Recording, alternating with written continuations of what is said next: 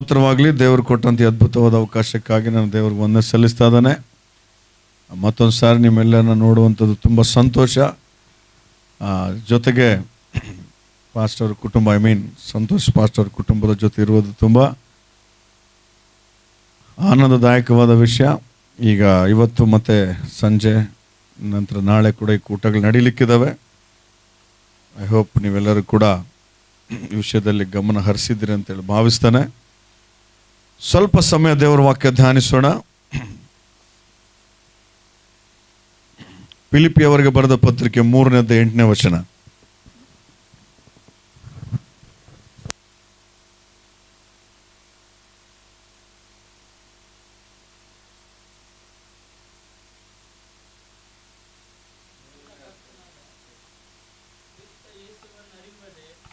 ಅತಿ ಶ್ರೇಷ್ಠವಾದದ್ದೆಂದು ತಿಳಿದು ನಾನು ಎಲ್ಲವನ್ನು ಕಳಕೊಂಡು ಅದನ್ನು ಕಸವೆಂದೆಣಿಸುತ್ತೇನೆ. ನನ್ನ ಕರ್ತನಾದ ಕ್ರಿಸ್ತ ಯೇಸುವನ್ನರಿಯದೆ ಅತಿ ಶ್ರೇಷ್ಠವಾದದ್ದೆಂದು ತಿಳಿದು ನಾನು ಎಲ್ಲವನ್ನು ನಷ್ಟವೆಂದೆಣಿಸುತ್ತೇನೆ. ಆತನ ನಿಮಿತ್ತ ನಾನು ಎಲ್ಲವನ್ನು ಕಳಕೊಂಡು ಅದನ್ನು ಕಸವೆಂದೆಣಿಸುತ್ತೇನೆ. ಹಲ್ಲೆಲೂಯಾ. ಹಲ್ಲೆಲೂಯಾ. ತೆಲುಗು ಬೈಬಲ್ ಇದೆ ಯಾರ ಕಡೆ ಆದರೂ? ಇಲ್ಲ. ಓದೋರು ಇದ್ರೆ ತೆಲುಗು? Okay, fine. ಇಂಗ್ಲೀಷ್ ಓದೋರು ಇದ್ರೆ ಯಾರಾದರೂ ಓದಿ. ಇಂಗ್ಲೀಷ್ನಲ್ಲಿ ಯಾರಾದರೂ ಓದಿ.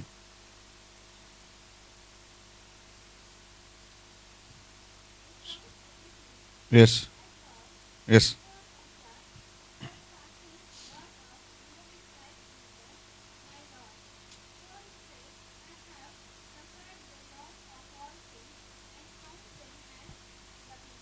హల్లెలూయా. అంతేకాదు నా ప్రభువైన క్రీస్తు యేసును తెలుసుకోవడం అనే శ్రేష్టత కోసం సమస్తాన్ని నష్టంగా ఎంచుకుంటున్నాను. క్రీస్తే నాకు లభించాలని అన్నిటినీ ఆయన కోసం నష్టపోయాను. హల్లెలూయా. హల్లెలూయా. ತಮಿಳು ಯಾರಾದರೂ ಓದಿದ್ದೀರಾ? ಮಲಯಾಳಂ ಸ್ವಲ್ಪ ಅಲ್ಲೆಲ್ಲೂ ಹೇಳ್ದಾಗ ಜೋರಾಗಿ ಹೇಳಿ. Hallelujah, hallelujah. ಸೊ ಪೌಲನು ಫಿಲಿಪ್ಪಿಯವರಿಗೆ ಬರೆದ ಪತ್ರಿಕೆಯಲ್ಲಿ ನಾವು ನೋಡ್ತೇವೆ, ಒಂದು ಮಾತನ್ನು ಹೇಳ್ತಾನೆ. ನೀವು ಭಾಳಷ್ಟು ಸಾರಿ ಇದನ್ನು ಕೇಳಿಸ್ಕೊಂಡಿದ್ದೀರಿ ಕೂಡ. ಸೊ ಇದನ್ನು ಆಧಾರವಾಗಿ ಇಟ್ಕೊಂಡು ನಾನು ಅನೇಕ ವಿಷಯಗಳನ್ನ ನಿಮ್ಮ ಜೊತೆ ಮಾತಾಡ್ತಾ ಬರ್ತೇನೆ. ಚೆನ್ನಾಗಿ ಕೇಳಿಸ್ಕೊಳ್ಳಿ. ಪೌಲನು ಹೇಳುವಂಥ ಮಾತು ಏನು ಅಂತಂದರೆ,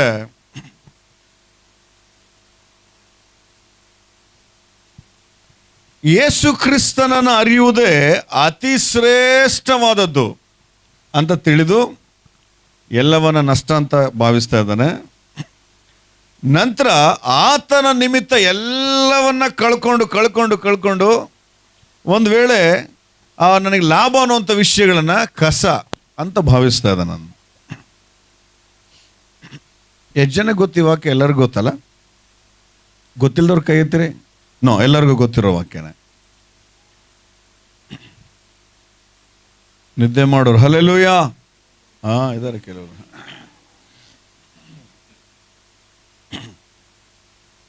ಗಮನ ಎಲ್ಲ ಇರ್ತದೆ ಅವ್ರಿಗೆ, ಅದಕ್ಕಾಗಿ ಹಂಗೆ ಸ್ವಲ್ಪ ಗಮನ ಎಲ್ಲೇ ಇರಲಿ. ಯಾಕೆ ಪೌಲನು ಈ ಫಿಲಿಪ್ಪಿ ಪತ್ರಿಕೆಗೆ ಈ ಮಾತನ್ನು ಬರೀತಾ ಇದ್ದಾನೆ? ನಾವು ಭಾಳ ಸರಿ ಪ್ರಸಂಗವನ್ನು ಕೇಳಿದೆವು ಇದರಲ್ಲಿ. ಏನಂತಂದರೆ, ನಾವು ಕೂಡ ಕಳ್ಕೋಬೇಕು, ನಾವು ಕೂಡ ದೇವ್ರಿಗಾಗಿ ಎಲ್ಲವನ್ನ ಕಸವನ್ನು ಎಣಿಸ್ಬೇಕು. ಓಕೆ, ಫೈನ್, ಒಳ್ಳೆಯದು. ಈ ಮಾತನ್ನು ಯಾಕೆ ಈ ಫಿಲಿಪ್ಪಿ ಪತ್ರಿಕೆಗೆ ಅಥವಾ ಫಿಲಿಪ್ಪಿಯಲ್ಲಿರುವಂಥ ಸಭೆಯವ್ರಿಗೆ ಬರೀತಾ ಇದ್ದಾನೆ ಅಂದರೆ, ಒಂದು ವಿಶೇಷತೆ ಇದೆ ಅಲ್ಲಿ. ಈಗ ನಾನು ನಿಮ್ಗೆ ಯಾರಿಗಾದರೂ, ನಿಮ್ಮಲ್ಲಿ ನಾನು ಯಾರಾದರೂ ಒಂದು ವೇಳೆ ಏನೋ ಒಂದು ವಿಷಯ ಹೇಳ್ತಾ ಇದ್ದೇನೆ ಅಂತಂದರೆ, ಆ ವಿಷಯದ ಹಿಂದೆ ನಿಮ್ದೊಂದು ಬ್ಯಾಕ್ಗ್ರೌಂಡ್ ಇರುತ್ತೆ ಖಂಡಿತವಾಗಿ. ಅಷ್ಟೇ ಮಾತ್ರವಲ್ಲ, ಒಂದು ವೇಳೆ ನಾನು ನಿಮ್ಮನ್ನು ಏನಾದರೂ ಕೇಳ್ತಾ ಇದ್ದೀನಿ ಅಂತಂದರೆ, ಆ ಕೇಳೋಂಥ ವಿಷಯ ನಿಮ್ಮ ಕಡೆ ಇರ್ತದಂತ ಅರ್ಥ. ಅಥವಾ ಒಂದು ವೇಳೆ ನಾನು ಏನಾದರೂ ನಿಮಗೆ ಬೈತಾ ಇದ್ದೀನಿ ಅಂತಂದರೆ, ಆ ಬೈಸ್ಕೊಳ್ಳುವಂಥ ಪರಿಸ್ಥಿತಿಯಲ್ಲಿ ನೀವು ಇದ್ದೀರಿ ಅಂತ ಅರ್ಥ. ಸೊ ಇಲ್ಲಿ ಪೌಲನು ಈ ಸಭೆಗೆ ಯಾಕೆ ಬರೀತಾ ಇದ್ದಾನೆಂದರೆ, ಆ 1ನೇ ಶತಮಾನದಲ್ಲಿ ಈ ಫಿಲಿಪ್ಪಿ ಪಟ್ಟಣ ಏನಿದೆ ತಾನೇ, it is a biggest business city. Full rich ಆಗಿರುವಂಥ business city, just like a Bombay. ಎಲ್ಲ ಏನಂತಾರೆ ವ್ಯಾಪಾರ ವಹಿವಾಟುಗಳೆಲ್ಲವೂ ಕೂಡ ಈ ಫಿಲಿಪ್ಪಿ ಪಟ್ಟಣದಲ್ಲೇ ಬಂದು ಮಾಡಬೇಕಾಗಿತ್ತು. ಈಗ ನೋಡಿ, ದೊಡ್ಡ ದೊಡ್ಡ ಬಿಸ್ನೆಸ್ ಮ್ಯಾನ್ಗಳೆಲ್ಲ ಎಲ್ಲಿರ್ತಾರೆ? ಐದರ್ ಬೆಂಗಳೂರು ಆರ್ ಬಾಂಬೆ ಆ ಥರ ಇರ್ತಾರೆ ತಾನೆ. ಆಗ ಯೇಸುವಿನ ಕಾಲದಲ್ಲಿ, ನಂತರ 1ನೇ ಶತಮಾನದಲ್ಲಿ ಪೌಲು ಜೀವನ ಮಾಡುವಂಥ ಸಮಯದಲ್ಲಿ ಈ ಫಿಲಿಪ್ಪಿ ಪಟ್ಟಣ ಅಂದರೆ ಸಾಕು. ಈಗ ಫಾರ್ ಎಕ್ಸಾಂಪಲ್ ನಮಗೆ ಬಾಂಬೆ ಅಂದರೆ ಹೆಂಗೆ ಅನಿಸುತ್ತೆ? ಫುಲ್ಲು ಬಿಸ್ನೆಸ್ ಇರುತ್ತಲ್ಲ ಅನಿಸುತ್ತಲ್ಲ. ಬೇರೆ ನೆನಪಾಗುತ್ತೆ ನಿಮಗೆ? ನೆನಪಾಗಲ್ಲ. ಡೆಲ್ಲಿ ಅಂತ ಹೇಳಿದ ತಕ್ಷಣ ನಮಗೆ ಅಲ್ಲೇನು ನೆನಪಾಗುತ್ತೆ? ಭಾರತ ಸರ್ಕಾರದ ಎಲ್ಲ ಕೇಂದ್ರ ಖಾತೆಗಳಲ್ಲಿದ್ದಾವೆ ಅಂತೇಳಿ ನಮಗೆ ನೆನಪಾಗ್ತದೆ ಅದು, ಹೌದಾ? ಸೊ ಆಸ್ ಇಟ್ ಈಸ್ ಹಾಗೇನೆ ಆಗಿನ ಕಾಲದಲ್ಲಿ ಫಿಲಿಪ್ಪಿ ಪಟ್ಟಣ ಅಂತ ಹೇಳಿದ ತಕ್ಷಣ ಇದು ಬಿಸ್ನೆಸ್ ಸಿಟಿ ಅಂತೇಳಿ. ಆನಂತರ ಫುಲ್ಲು ಬಿಸ್ನೆಸ್ ವಹಿವಾಟುಗಳು ನಡೀತಾ ಇತ್ತು. ಫುಲ್ಲು ರಿಚೆಸ್ಟ್ ಸಿಟಿ ಈ ಫಿಲಿಪ್ಪಿ ಪಟ್ಟಣ ಆಗಿರೋದಕ್ಕಾಗಿ ಆ ಫಿಲಿಪ್ಪಿ ಪಟ್ಟಣದಲ್ಲಿ ಸುವಾರ್ಥ ಹೇಳಿ ಪೌಲನು ಅನೇಕ ಆತ್ಮಗಳನ್ನು ಗೆದ್ದಾಗ, ಆ ಗೆದ್ದಂಥ ಆತ್ಮಗಳು ಆಲಯದಲ್ಲಿ ಅಥವಾ ಒಂದು ಸಭೆಯಾಗಿ ಸೇರಿ ಬರುವಾಗ ದೇವ್ರ ವಾಕ್ಯ ಕೇಳ್ತಾ ಇದ್ರು, ರಕ್ಷಣೆಗೆ ಬಂದರು, ಎಲ್ಲ ಸರಿಯಾಗಿತ್ತು. ಆದರೆ ಕಾಲಕ್ರಮೇಣ ಬರ್ತಾ ಬರ್ತಾ ಬರ್ತಾ ಏನಾಯ್ತು ಅಂದರೆ, ಆ ಫಿಲಿಪ್ಪಿ ಸಭೆಯವರಿಗೆ ಅಂದರೆ ಫಿಲಿಪ್ಪಿ ಪಟ್ಟಣದಲ್ಲಿರುವಂಥ ಸಭೆಯವರಿಗೆ ಎಲ್ಲ ಮತ್ತೆ ಹಿಂದಿನ ಜೀವನ ವಾಪಸ್ ಎಳಿತಾ ಇತ್ತು. ಏನು ವಾಪಸ್ ಎಳಿತಾ ಇತ್ತು? ಚರ್ಚ್ನಲ್ಲಿ ಕೂಡ್ತಾ ಇದ್ರು ಮತ್ತು ಬಿಸ್ನೆಸ್ ಮೈಂಡೇ ಇರ್ತಾ ಇತ್ತು ಅವ್ರಿಗೆ. ಚರ್ಚ್ನಲ್ಲಿ ಕೂಡ್ತಾ ಇದ್ರು, ಕೂತಿನ ಆಮೇನ್ ಅನ್ನೋಷ್ಟೊಳಗೆ ಎಲ್ಲರೂ ಪ್ರೈಸ್ ಲಾರ್ಡ್ ಅಂತ ಹೇಳ್ತಿರ್ಲಿಲ್ಲ. ನಿಂದು ಟ್ರೇಡಿಂಗ್ ಎಷ್ಟಾಯ್ತು, ನಂದು ಟ್ರೇಡಿಂಗ್ ಎಷ್ಟಾಯ್ತು, ನಿನ್ನ ಮನೆ ಎಷ್ಟು ಕಡ್ದು, ನನ್ನ ಮನೆ ಎಷ್ಟು ಕಡ್ದು, ಕಾರ್ ತಗೊಂಡು. ಯಾಕಂದ್ರೆ ಬಿಸ್ನೆಸ್ ಸಿಟಿಯಿಂದ ಬಂದವರು ಅವರು. ಈಗ ನೋಡಿ, ಫಾರ್ ಎಕ್ಸಾಂಪಲ್ ನಿಮ್ಮಲ್ಲಿ ಚರ್ಚಲ್ಲಿ ಯಾರದೊಂದಿಬ್ರು ಗೋಂಡಿ ಕೆಲಸ ಏನಂತಾರೆ? ಮೇಸ್ತ್ರಿ. ಇಲ್ಲಿ ಮೇಸ್ತ್ರಿ ಅಂತಾರ. ಸಿಮೆಂಟ್ ಕೆಲಸ ಮಾಡೋರು 4 ಜನ ಇದ್ರೆ, ಒಂದು 4 ಜನ ಪೇಂಟರ್ ಇದ್ದಾರೆ. ಚರ್ಚ್ ಮುಂದೆ ಏನು ಮಾತಾಡ್ತಾರೆ ಅವರು? ನಾಳೆ ಮಂಡೇ ಎಲ್ಲಪ್ಪ ನಿನ್ಗೆ ಎಲ್ಲಿ ಕಾಂಟ್ರಾಕ್ಟ್ ಹಿಡಿದಿ ಅಂತ ಮಾತಾಡ್ತಾರೆ. ಪೇಂಟರ್ ಒಂದಾಗ್ತಾರೆ. ಇಲ್ಲಿ ಏನಾಗಿದೆ, ಈ ಸಭೆಯಲ್ಲಿ ಎಲ್ಲ ಬಿಸ್ನೆಸ್ ಮಾಡೋರಿರೋದಕ್ಕಾಗಿ, ರಿಚೆಸ್ಟ್ ಸಿಟಿ ಆಗಿರೋದಕ್ಕಾಗಿ, ಆಮೇಲೆ ಬಿಸ್ನೆಸ್ ಸಿಟಿ ಆಗಿರೋದಕ್ಕಾಗಿ ಪೌಲನು ವಾಕ್ಯ ಮುಗಿದು ಆಮೇನ್ ಅಂತ ಹೇಳಿದ ತಕ್ಷಣ ಎಲ್ಲರೂ ಎಲ್ಲಿ ಹಾಕಿದೆ ಇನ್ವೆಸ್ಟ್ಮೆಂಟು, ಎಷ್ಟು ಬಂತು, ಎಷ್ಟಿಲ್ಲ ಅಂತ ಮಾತಾಡ್ತಾ ಇದ್ರು. ಸುಮ್ಮನೆ ಇದ್ದ ಪೌಲ, ಪಾಪ ಇರಲಿ ಬಿಡು ಪಾಪ ಅವ್ರವ್ರ ಬಿಸ್ನೆಸ್ ಅಂತೇಳಿ. ಆದರೆ ಕಾಲಕ್ರಮೇಣ ಏನು ನಡೀತು ಅಂದರೆ, ಚರ್ಚಿಗೆ ಬರೋದನ್ನ ಕಡಿಮೆ ಮಾಡಿದ್ರು. ಯಾಕೆ? ಬಿಸ್ನೆಸ್. ಪ್ರಾರ್ಥನೆಗಳು ಕಡಿಮೆ ಮಾಡ್ಕೊಂಡ್ರು, ಬಿಸ್ನೆಸ್. ಏನಾದರೂ ಪೌಲ್ ಹೋಗಿ ಕೇಳ್ತದೆ, ಯಾಕಪ್ಪ ಚರ್ಚಿಗೆ ಬಂದಿಲ್ಲ ನೀವು ಅಂತಂದರೆ, ಸ್ವಲ್ಪ ಕೆಲಸ ಇತ್ತಯ್ಯ, ವ್ಯಾಪಾರ ಇತ್ತು, ಇಂಪಾರ್ಟೆಂಟ್ ಇತ್ತು, ದೊಡ್ಡ ಬಂಡವಾಳ ಬರ್ತಾ ಇತ್ತು. ಅಂದರೆ ಯೇಸು ಕ್ರಿಸ್ತನು ನಿನ್ನನ್ನು ರಕ್ಷಣೆಯಲ್ಲಿ ನಡೆಸಿದಾಗಿರುವಂಥ ಆಸಕ್ತಿ, ಆ ಯೇಸು ಕ್ರಿಸ್ತನು ನಿನ್ನನ್ನು ಏನಂತ ರಕ್ಷಣೆಗೆ ನಡೆಸಿ ನಿನ್ನ ಸ್ವಂತ ಆಲೋಚನೆಗಳೆಲ್ಲವನ್ನು ಮರೆ ಮಾಡಿ ನೂತನ ಮಾರ್ಗದಲ್ಲಿ ನಡೆಸುವಾಗಿರುವಂಥ ಒಂದು ಉತ್ಸಾಹ ಕಳ್ಕೊಂತ ಬಂತು ಆ ಚರ್ಚ್. ಅದಕ್ಕೆ ಹೇಳ್ತಾ ಇದ್ದಾನೆ, ಸುಮ್ಮನೆ ಹೇಳೋದಿಲ್ಲ ಪೌಲು. ಏನಂತ ಹೇಳ್ತಾ ಇದ್ದಾನೆ, ಯಪ್ಪ ನೀವ್ಯಾಕೆ ಹಿಂಗೆ ತಯಾರಾಗಿರೋ ಹುಡುಗರು, ಚರ್ಚ್ನಾಗಿರೋ ಬಿಲಿವರ್ಸ್ ಯಾಕೆ ನೀವು ಹಂಗೆ ಆ ಥರ ತಯಾರಾಗಿರಿ? ಆಲಯದಲ್ಲಿ ಆರಾಧನೆ ಅಂದರೆ ಬರೋದಿಲ್ಲ, ಚರ್ಚ್ನಲ್ಲಿ ಪ್ರಾರ್ಥನೆ ಅಂದರೆ ಬರೋದಿಲ್ಲ, ಮುಂಚೆ ಚೆನ್ನಾಗಿದ್ರಿ, ಇವಾಗ ಯಾಕೆ ಹಂಗಾಗಿದ್ದೀರಿ ಅಂತ ಹೇಳ್ತಾ ಪೌಲ್ ಹೇಳ್ತಾನೆ, ನಾನೇನು ಮಾಡಿದ್ದೀನಿ ಗೊತ್ತಾ ನಿಮಗೆ? ನಾನು ರೋಮ್ ಸಾಮ್ರಾಜ್ಯದಲ್ಲಿ ಅಥವಾ ರೋಮ್ ಅಸೆಂಬ್ಲಿನಲ್ಲಿ ಮೆಂಬರ್ ಆಫ್ ಪಾರ್ಲಿಮೆಂಟ್, ನಾನು ಅಥವಾ ಒಬ್ಬ ಪಾರ್ಲಿಮೆಂಟ್ನಲ್ಲಿ ಮೆಂಬರ್, ವೆಲ್ ಎಜುಕೇಟೆಡ್, ನಾನು ಗಮಲ್ ಏಲನ ಕಡೆ ಒಳ್ಳೆ ಎಜುಕೇಷನ್ ಪಡೆದು ಬಂದಿರೋ ನಾನು MP ಲೆಕ್ಕದಾಗಿರೋ ನಾನೇ. ನಂತರ ಒಳ್ಳೆ ಹೈಲಿ ಎಜುಕೇಟೆಡ್ ಆಗಿರುವಂಥ ನಾನೇ ಯೇಸು ಕ್ರಿಸ್ತನನ್ನು ಅರಿಯುವುದೊಂದೇ ಶ್ರೇಷ್ಠವಾದದ್ದು, ಅತಿ ಶ್ರೇಷ್ಠವಾದದಂತ ತಿಳಿದು ಎಲ್ಲವನ್ನ ನಷ್ಟಪಡಿಸ್ಕೊಳ್ತಾ ಇದ್ದಾನೆ. ಆತ ನಿಮಿತ್ತ ಎಲ್ಲವನ್ನ ಕಳ್ಕೊಳ್ತಾ ಇದ್ದಾನೆ ಅಂತ ಅವಾಗ ಹೇಳ್ತಾನ ಮಾತನ್ನ. ಬುದ್ಧಿ ಬರಲಿ ಆ ಚರ್ಚವ್ರಿಗಂತೇಳಿ.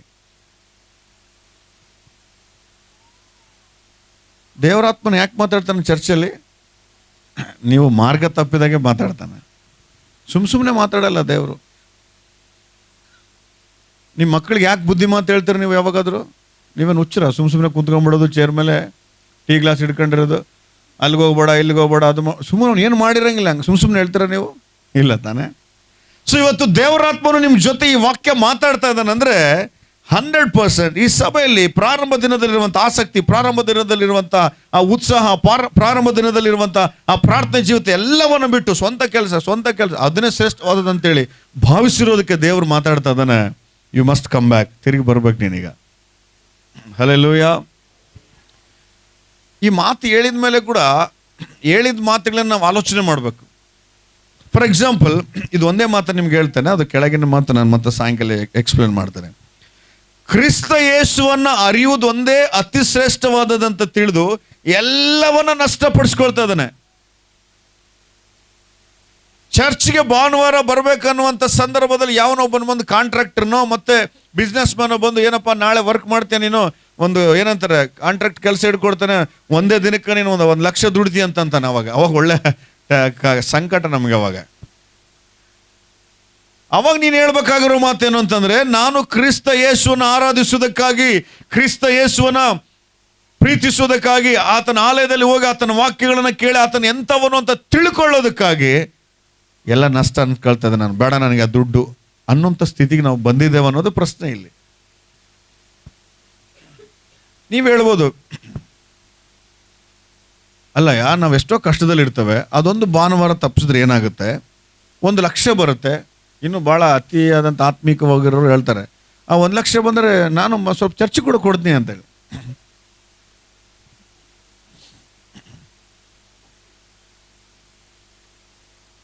ನಿಮಗೊಂದು ವಿಷಯ ಹೇಳ, ನೀನು ಒಂದು ಭಾನುವಾರ ದೇವರ ಆಲಯದಲ್ಲಿ ಬಂದು ಪ್ರಾರ್ಥನೆ ಮಾಡಿ ಆರಾಧನೆ ಮಾಡುವಾಗ ನೀನು ದೇವರ ನಾಮಸ್ಮರಣೆ ಮಾಡೋದಕ್ಕಾಗಿ ಮಲಾಕಿ ಗ್ರಂಥದಲ್ಲಿ ನೋಡ್ತಾವಲ್ಲ, ಓದ್ತೀರಾ? ಓದ್ರಿ 3ನೇ ಅಧ್ಯಾಯ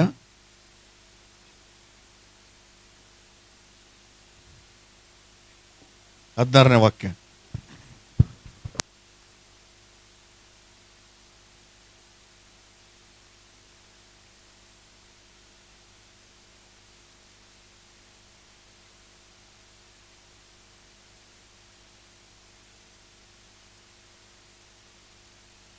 ಹಲ್ಲೆಲೂಯಾ.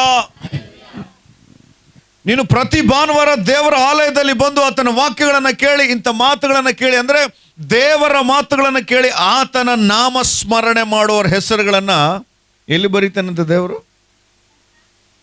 ಜ್ಞಾಪಕದ ಪುಸ್ತಕದಲ್ಲಿ ಬರೀತಾನೆ. ಇಲ್ಲ ಬ್ರದರ್, ನಾನು ಇವತ್ತು 1,00,000 ಸ್ಯಾಲ್ರಿ ಅಥವಾ 1,00,000 ಕೆಲಸ ಸಿಕ್ತು, ಭಾನುವಾರ ಹೋಗ್ಬಿಟ್ಟೆ. ಓಕೆ ಫೈನ್, ನಿಜವಾಗ್ಲೂ 1,00,000 ಕೂಡ ಸಿಗುತ್ತೆ. ಆದರೆ ನೆನ್ಪಿಟ್ಕೊಳ್ಳಿ, ಮುಂಬರೋ ದಿನಗಳಲ್ಲಿ ಇವತ್ತು ಭಾನುವಾರ ಆರಾಧನೆ ತಪ್ಪಿಸಿನೋ ಅಥವಾ ಆಲಯದಲ್ಲಿ ನೀನು ಕಾಣಿಸಿಕೊಳ್ಳಾರ್ದನೋ ಪ್ರಾರ್ಥನೆಗಳನ್ನು ಸ್ಕಿಪ್ ಮಾಡಿನೋ ಸಖತ್ತು ದುಡ್ದು ಆ ದುಡ್ಡು ನಿನ್ನ ಕಡೆ ಇರುತ್ತಂಗೆ ಕೇಳಿಸ್ಕೋಬೇಕು ಚೆನ್ನಾಗಿ. ಆ ದುಡ್ಡು ಇರುತ್ತೆ ನಿನ್ನ ಕಡೆ? ಇರಲ್ಲ. ಸ್ವಲ್ಪ ದಿನ ಇರುತ್ತೆ. ಸ್ವಲ್ಪ ದಿನ ಇದ್ದು ಅದು ಖಾಲಿಯಾಗಿ ಅಥವಾ ಜೀವಿತ ದಿನಗಳು, ತಿಂಗಳು ಅಥವಾ ವರ್ಷಗಳು ಗತಿಸಿ ಹೋದ ಹಾಗೆಲ್ಲ ಮುಂದೊಂದು ದಿನ ಯಾವುದೋ ಈ ಲೋಕದಲ್ಲಿ ಶ್ರಮೆಯಲ್ಲಿನೋ ಬಾಧೆಯಲ್ಲಿನೋ ಅನಾರೋಗ್ಯದಲ್ಲಿ ಇದ್ದಾಗ ದೇವರ ವಾಕ್ಯದಲ್ಲಿ ಬರೆದಿರೋದು ಏನಂತಂದ್ರೆ, ನಾವು ಬಹಳ ಸರಿ ನೋಡ್ತೇವೆ, ಯೋಬು ಪ್ರಾರ್ಥನೆ ಮಾಡ್ತಾನೆ, ಹಿಜ್ಕೀಯ ಪ್ರಾರ್ಥನೆ ಮಾಡ್ತಾನೆ. ಹಿಜ್ಕೀಯ ನೀನು ಇನ್ಮೇಲೆ ಸಾಯ್ತಿ ಅಂತೇಳಿ ಯೆಶಾಯನು ಬಂದು ಹೇಳಿದಾಗ ಏನಂತ ಪ್ರಾರ್ಥನೆ ಮಾಡ್ತಾನೆ? ನಾನು ಹಿಂದೆ ನಿನಗೆ ನೀತಿವಂತನಾಗಿ ನಡ್ಕೊಂಡಿದ್ದು, ಭಕ್ತಿಯಿಂದ ಇದ್ದು ಸ್ವಲ್ಪ ನೆನ್ಪು ಮಾಡ್ಕೊಪ್ಪ ಅಂತಾನೆ. ಹೌದಾ? ಆ ದಿನೇನು 1,00,000 ದುಡ್ದು ಯು ಎಂಜಾಯ್ಡ್, ಸಂತೋಷ ಪಟ್ಟಿ. ಆದರೆ ಮುಂದೊಂದು ದಿನ ಸಮಸ್ಯೆ ಬಂದಾಗ, ಬಾಧೆಗಳು ಬಂದಾಗ, ಕಣ್ಣೀರು ಬಂದಾಗ ಅದೇ ವ್ಯಕ್ತಿ ದೇವರ ಆಲಯದಲ್ಲಿ ಬಂದು, ಅಯ್ಯ ನನಗೆ ಸಮಸ್ಯೆ ಬಂದಿದೆ ಬಿಡುಗಡೆ ಕೊಡು ಅಂತ ಹೇಳುವಾಗ ಪಾಸ್ಟರ್ ಭಾರಿ ಸ್ಟ್ರಾಂಗ್ ಆಗೇ ಪ್ರಾರ್ಥನೆ ಮಾಡ್ತಾನೆ. ಯಾಕೆ? ಆ 1,00,000ದಾಗ ದಶಂಭಾಗ ಕೂಡ ಕೊಟ್ಟಿರ್ತಾನೆ. ಪಾಪ ಕೊಟ್ಟಿಲ್ಲ ಅಂತಲ್ಲ, ಒಂದು 10,000 ತಂದು ಕೊಟ್ಟಿರ್ತಾನೆ. ಇವಾಗ ಪಾಸ್ಟರ್ ಕೂಡ ಕನ್ಫ್ಯೂಸ್ ಆಗ್ತದೆ, ಹೋಗಿದ್ದೆ ಮೇಲೆ ಆಯ್ತು ಬಿಡಿ, ಇವನು ಒಂದು ವಾರ ಸಪ್ಸಿ 10,000 ಬಂತು ಅಂತ ನಮಗೆ ಕೂಡ ಅನಿಸ್ತದೆ. ಓಕೆ, ಈಗ ಸಮಸ್ಯೆ ಬಂದಾಗ ಪ್ರಾರ್ಥನೆ ಮಾಡ್ತಾ ಇರ್ತಾರೆ, ಏನು ನಡೀತದೆ ಕೇಳ್ರಿ. ಪ್ರಾರ್ಥನೆ ಮಾಡೋ ಸಂದರ್ಭ ದೇವರಿಗೆ ಬಿಡುಗಡೆ ಕೊಡು ಅಂದಾಗ ದೇವ್ರು ನಿನ್ನ ಪ್ರಾರ್ಥನೆ ಕೇಳಿ ಆ ಒಂದು ಜ್ಞಾಪಕಾರ್ಥ ಪುಸ್ತಕನ ತೆಗೆದು ನೋಡ್ತಾನೆ. ಈಗ ಸ್ವಲ್ಪ ಈ ನನ್ನ ಮಗ ಚರ್ಚ್ಗಳೆಲ್ಲ ತಪ್ಸೇನಲ್ಲ ಇವನು, ಅವಾಗ ಬೇಷ್ ಕಾಣಿಸ್ತದ 1,00,000. ಪಾಸ್ಟರ್ ಕೂಡ ಚೆನ್ನಾಗಿ ಅನಿಸ್ತು, ಹೋಗಿದ್ದೆ ಬೇಷ್ ಎತ್ ಬಿಡಿ, ಒಂದು ವಾರ ಚರ್ಚಿಗೆ ಬರಲಿದ್ರು, 10,000 ಬಂತು ನಮಗೆ ಅಂತ ನಮಗೆ ಕೂಡ ಅನಿಸುತ್ತೆ. ಆದರೆ ದೇವರು ಮುಂದೆ ಸಮಸ್ಯೆಗಳು, ಬಾಧೆಗಳು ಬಂದಾಗ ಜ್ಞಾಪಕಾರ್ಥ ಪುಸ್ತಕವನ್ನು ತೆರೆದು ನಿನ್ನನ್ನು ಒಂದು ವೇಳೆ ಆಶೀರ್ವದಿಸಬೇಕು, ಬಿಡುಗಡೆ ಕೊಡಬೇಕು ಅಂತ ಅಂದಾಗ ಏನು ನಡೀತದೆ ಗೊತ್ತಾ? ಅಯ್ಯೋ, ಜ್ಞಾಪಕಾರ್ಥ ಪುಸ್ತಕದಲ್ಲಿ ನಿನ್ನ ಹೆಸರೇ ಇಲ್ಲಲ್ಲ. ಹುಡುಕ್ತಾನೆ ಇಲ್ಲ ಅದರಲ್ಲಿ. ಆವಾಗ ಪಾಸ್ಟರ್ಗೆ ಹೇಳ್ತಾನೆ, ಸಾರಿ ಪಾಸ್ಟರ್, ನೀನು ಪ್ರಾರ್ಥನೆ ಕೇಳಲ್ಲ, ಬಿಟ್ಬಿಡವನ್ನ ಅಂತೇಳಿ. ಈಗ ಹೇಳ್ರಿ, ಈಗ 1,00,000 ಇಂಪಾರ್ಟೆಂಟ್ ಆಗಿತ್ತಾ? ನಮ್ಮ ಶ್ರಮೆಗಳಲ್ಲಿ ದೇವರ ನಮ್ಮ ನೆನ್ಪು ಮಾಡ್ಕೊಳ್ಳೋದು ಬೇಕಾಗಿತ್ತಾ? Hallelujah, hallelujah. ಅದಕ್ಕಾಗಿ ವಾಕ್ಯದಲ್ಲಿ ಬರೆದಿರೋದು ಕ್ರಿಸ್ತನಿಗಾಗಿ ನಷ್ಟ. ನಾನು MA ಕಾಲೇಜ್ನಲ್ಲಿ ಗೋಲ್ಡ್ ಮೆಡಲಿಸ್ಟ್ ಆಗಿ ನಂತರ ಡಿಗ್ರಿ ಕಾಲೇಜ್ನಲ್ಲಿ ಲೆಕ್ಚರ್ ಆದಾಗ ಸೇವೆ ಮಾಡ್ದಂತ ಬಂದರೆ ಎಲ್ಲರೂ ನನ್ನ ನೋಡಿ ನಕ್ಕರು. ಇವನು ಹುಚ್ಚ ಇದ್ದಾನೆ ಅಂತಂದ್ರೆ ನಾನು ಎಲ್ಲರೂ ಸ್ವಂತ ರಿಲೇಟಿವ್ಸ್ ನಾನು ಏನಾದ್ರು ಎತ್ಕೊಂಡು ತಿನ್ನಕ್ಕೆ ಹೋಗ್ತೀನಿ, ನೀನು ಭಿಕ್ಷೆ ಬೇಡಕ್ಕೆ ಹೋಗ್ತೀನಿ ಅಂತ. ಈವನ್ ಚರ್ಚ್ ಸ್ಟಾರ್ಟ್ ಮಾಡಿದ್ಮೇಲೆ ಕೂಡ ಆ ಥರ ಮಾತಾಡಿದರು. ನನಗೇನು ಅನ್ನಿಸ್ತಾ ಇತ್ತಂದರೆ, ಈ ವಾಕ್ಯ ಗೊತ್ತು ನನಗೆ ಚೆನ್ನಾಗಿ. ನಾನು ಯೇಸು ಸ್ವಾಮಿ ನನ್ನನ್ನು ರಕ್ಷಿಸುವುದಕ್ಕಾಗಿ ಆತನ ಏನು ಕಳ್ಕೊಂಡಿದ್ದಾನೆ ಗೊತ್ತಾ ನಿಮಗೆ? ಪ್ರಾಣ ಕಳ್ಕೊಂಡಿದ್ದಾನೆ. ಪ್ರಾಣ ಕಳ್ಕೊಳ್ಳೋದಕ್ಕಿಂತ ಮುಂಚೆ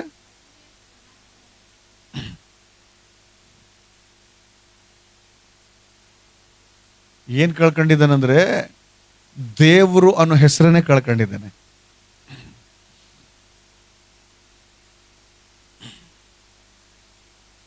ಈಗ ನಾನು ಪಾಸ್ಟ್ ಆಗಿದ್ದೇನೆ, ನಾನು ಪಾಸ್ಟ್ ಅಲ್ಲಪ್ಪ, ನಾನೊಬ್ಬ ಕಳ್ಳ ಅಂತಂದರೆ,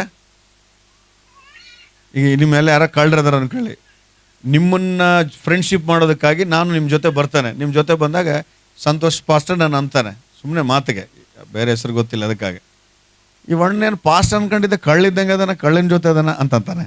ಅವಾಗ ನನಗೆ ನೋವಾಗುತ್ತಾ? ನೋವಾಗುತ್ತಾ? ಇಲ್ಲ, ನಿಜವಾಗ ನೋವಾಗುತ್ತೆ.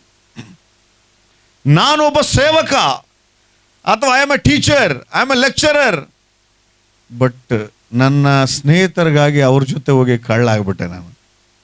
ಎಷ್ಟು ಅವಮಾನ ಮಾಡಿದ್ರು ಜನ ನನಗೆ, ಕಳ್ಳ ಅಂದ್ರೆ ದೇವರು ತನ್ನ ಸ್ವಂತ ಘನತೆನ ಮರ್ಯಾದೆನ ಕಳ್ಕೊಂಡಿದ್ದ ನಮಗಾಗಿ. ಆತನು ಭೂಮಿ ಮೇಲೆ ಬಂದ ತಕ್ಷಣ ಎಲ್ಲ ಪಾಪಿಗಳ ಜೊತೆ, ನಮ್ಮಂಥ ಪಾಪಿಗಳ ಜೊತೆ ಇರುವಾಗ ಯೇಸು ಕ್ರಿಸ್ತನ್ ಅಂದ್ರೆ ಎಲ್ಲರೂ ಏನಂತ ಗೊತ್ತಾ? ಪಾಪಿಗಳ ಸ್ನೇಹಿತ. ಇವರ ಸಿನ್ನರ್. ಎಷ್ಟು ನೋವಾಗಿರ್ಬೇಡ ಯೇಸು ಸ್ವಾಮಿಗೆ ಮಾತು. ನಮಗೆ ವಾಕ್ಯ ಸುಮ್ಮನೆ ಓದ್ತೇವೆ, ಒಂದ್ಸರಿ ಯೋಚನೆ ಮಾಡಿ. ಭೂಮಿ ಆಕಾಶಗಳನ್ನು ಉಂಟು ಮಾಡಿ, ನರನನ್ನ ಮಣ್ಣಿನಿಂದ ಉಂಟು ಮಾಡಿ, ಜೀವ ಶ್ವಾಸವನ್ನು ಊದಿ, ನಾನು ಉಂಟು ಮಾಡಿದ ನರಪ್ರಾಣಿಯೋ ನೀನು, ನನ್ನೇ ಪಾಪಿ ಅಂತ. ಅನ್ಬಿಲೀವಬಲ್ ಅದು. ಸುಮ್ಮನೆ ನಾವು ಹಂಗೆ ಯೋಚನೆ ಮಾಡ್ತೇವೆ. ಹೋಗ್ಲಿ, ನಿನ್ನ ಮಕ್ಕಳಿದಾರಲ್ಲ, ನಿಮಗೆ ಮಕ್ಕಳು ಒಂದು ದಿನ ನಿಮ್ಮ ಕಡೆ ಬಂದು ಬೇಷ್ ಮುಖಾಮುಖಿಯಾಗಿ ಎದುರಿಗೆ ನಿಂತ್ಕೊಂಡು ನೀನೊಬ್ಬ ಪಾಪಿ ಇದ್ದಂಗೆ ಇದೆಯಪ್ಪ ಅಂದ್ರೆ ಅನ್ಕೊಳ್ರಿ, ನೀವೇನು ಮಾಡ್ತೀರಿ? ಮಮ್ಮಿ ಡ್ಯಾಡಿ ಏನು ಮಾಡ್ತೀರಿ? ನನ್ನ ಮಗನೇ ನನ್ನ ಹೊಟ್ಟೆಗೆ ಹುಟ್ಟಿ, ನಾನು ಕುಡಿಸಿದ ಹಾಲು ಕುಡಿದು, ನಾನು ರೊಕ್ಕದಾಗ ಓದ್ಕೊಂಡು ದೊಡ್ಡನಾದ್ಮೇಲೆ ನನ್ನ ಪಾಪಿ ಅಂತ ಜಾಡ್ಸಿ ಹೋದ್ರೆ ಅವ್ನು ಸೀದಾ ಗೋಡೆಗೆ ಹೋಗ್ಬೇಕು ಅವನು. ಅಷ್ಟು ಕೋಪ ತಡೆಯೋಕ್ಕಾಗಲ್ಲ ನಮ್ಮ ಕೈಲಿ. ಬಟ್ ವಾಕ್ಯದಲ್ಲಿ ನೋಡ್ತೇವೆ, ಯೇಸು ಸ್ವಾಮಿ ಉಂಟು ಮಾಡಿದ ಈ ನರ ಪ್ರಾಣಿಗಳು, ಊದಿದ್ರೆ ಬೂದಿಯಾಗಿ ಹೋಗುವಂಥ ಈ ನರ ಪ್ರಾಣಿಗಳು, ಮತ್ತೆ ಮಣ್ಣಿಗೆ ಮಣ್ಣಾಗಿ ಸೇರುವಂಥ ಈ ನರ ಪ್ರಾಣಿಗಳು ಆ ಸೃಷ್ಟಿಕರ್ತನನ್ನ ಪಾಪಿ ಅಂತ ಅನ್ನುವಾಗ ಆತನ ಹೃದಯ ಎಷ್ಟು ಒಡೆದೋಗಿರ್ತದೆ ಒಂದ್ಸರಿ ನೆನ್ಪು ಮಾಡಿ. ಯಾಕೆ ಗೊತ್ತಾ? ಯಾಕೆ ಹೇಳ್ರಿ? ನಿನಗಾಗಿ ಅದನ್ನು ಕಳ್ಕೊಂಡಿರೋದು, ಆತನ ನಷ್ಟಪಡಿಸ್ಕೊಂಡಿರೋದು ಬಹಳ ಪ್ರಾಮುಖ್ಯವಾದದ್ದು. ಈ ಫಿಲಿಪ್ಪಿ ಪಟ್ಟಣದಲ್ಲಿ ಕೂಡ ಚರ್ಚ್ನಲ್ಲಿರುವಂಥ ಬಿಲಿವರ್ಸ್ ಏನು ಮಾಡಿಬಿಟ್ಟಿದ್ದಾರೆ? ಕೆಲಸ, ಬಿಸ್ನೆಸ್, ಫುಲ್ ಹೈಟೆಕ್ ಸಿಟಿ ಅದು. ಆಲಯದಲ್ಲಿ ಬರ್ತಾ ಇದ್ದಾರೆ, ಮತ್ತೆ ಫುಲ್ ಅದ್ರ ಬಗ್ಗೆನೇ. ನಂತರ ಆಲಯದ ಮೇಲೆ ಪ್ರೀತಿ ಕಡಿಮೆ ಆಯಿತು, ಆಲಯದ ಮೇಲೆ ಭಕ್ತಿ ಕಡಿಮೆ ಆಯಿತು, ಸೇವೆಯಲ್ಲಿ ತಿರುಗುವಂಥದ್ದು ಕಡಿಮೆ ಆಯಿತು, ಯವನಸ್ಥರ ಸಹವಾಸ ಕಡಿಮೆ ಆಯಿತು, ಸ್ತ್ರೀಯರ ಕೂಟದ ಏನಂತ ಪ್ರಾರ್ಥನೆ ಜೀವನ, everything became low or down, ಎಲ್ಲ ಕಡಿಮೆ ಆಗೋಯ್ತು. ಆವಾಗ ಪೌಲ್ ಹೇಳ್ತಾನೆ, ನಾನು ಕೂಡ ಕಳ್ಕೊಂಡಿದ್ದೇನಪ್ಪ, ನೀವಿಗೇನು ಬುದ್ಧಿ ಐತೆ ಇಲ್ಲ? ನನಗೆ ಲಾಭವಾಗಿ ಎಣಿಸುವಂತ ಎಲ್ಲವನ್ನು ನಾನು ನಷ್ಟಪಡಿಸ್ಕೊಂಡಿದ್ದೇನೆ.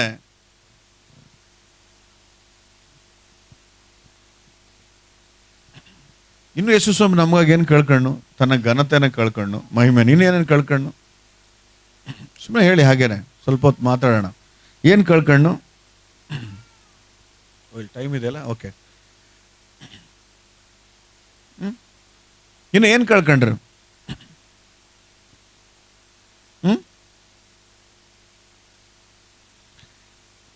ತನ್ನ ಘನತೆನ ಕಳ್ಕೊಂಡು ಕೆಳಗೆ ಬಂದು ಪಾಪಿ ಅಂತ ಕರ್ಸ್ಕೊಂಡಿದ್ದು ನಮಗಾಗಿನೇ. ಎರಡನೇದು ನೋಡಿ, ದಿನ ಮುಂಜಾನೆ ಅಥವಾ ನಮಗೆ ಮುಂಜಾನೆ, ಆತನಿಗೆ ದಿನಾಲು ಮುಂಜಾನೆ, ಮಧ್ಯಾಹ್ನ, ಸಂಜೆ ಸಿಂಹಾಸನದ ಮೇಲೆ ಆಸನ ರೂಢನಾಗಿರ್ತಾ ಇದ್ನು. ಯಾವಾಗಲೂ ಸ್ತುತಿಯ ಆ ಮಹಿಮೆಯ ಆರಾಧನೆ. ಯೆಹೋವನು ಘನವಾದ ದೇವರು, ಪರಿಶುದ್ಧನು, ಸರ್ವಶಕ್ತನು, ಆತನಿಗೆ ಅಸಾಧ್ಯವಾದದ್ದು ಯಾವುದೂ ಇಲ್ಲ. ಎಲ್ಲ ದೇವದೂತರು ದಿನಾಲು ಆತನನ್ನ ಹೊಗಳ್ತಾ ಆ ಮಹಿಮೆಯ ಆರಾಧನೆಯನ್ನ ಕಳ್ಕೊಂಡು ಕೆಳಗೆ ಬಂದ ತಕ್ಷಣ ಒಬ್ರು ಸ್ತೋತ್ರ ಮಾಡೋರಿಲ್ಲ, ಆರಾಧನೆ ಮಾಡೋರಿಲ್ಲ ತನ್ನ.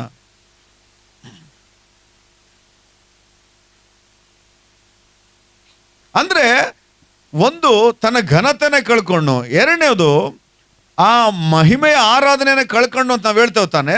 ನೆನ್ಪಿಟ್ಕೋಬೇಕೀಗ, ಆ ಮಹಿಮೆ ಆರಾಧನೆ ಮಾಡೋ ಯೇಸು ಕ್ರಿಸ್ತನಿಗೆ ಏನಾಗ್ತಾ ಇತ್ತು? ಸಂತೋಷ ಆಗ್ತಾ ಇತ್ತು. ಯಾಕಂದ್ರೆ ಆತನಿಗೆ ಸ್ತುತಿ ಯಜ್ಞಗಳನ್ನು ನಾವು ಅರ್ಪಿಸುವಾಗ ಆತನ ಸಂತೋಷ ಪಡ್ತಾನೆ.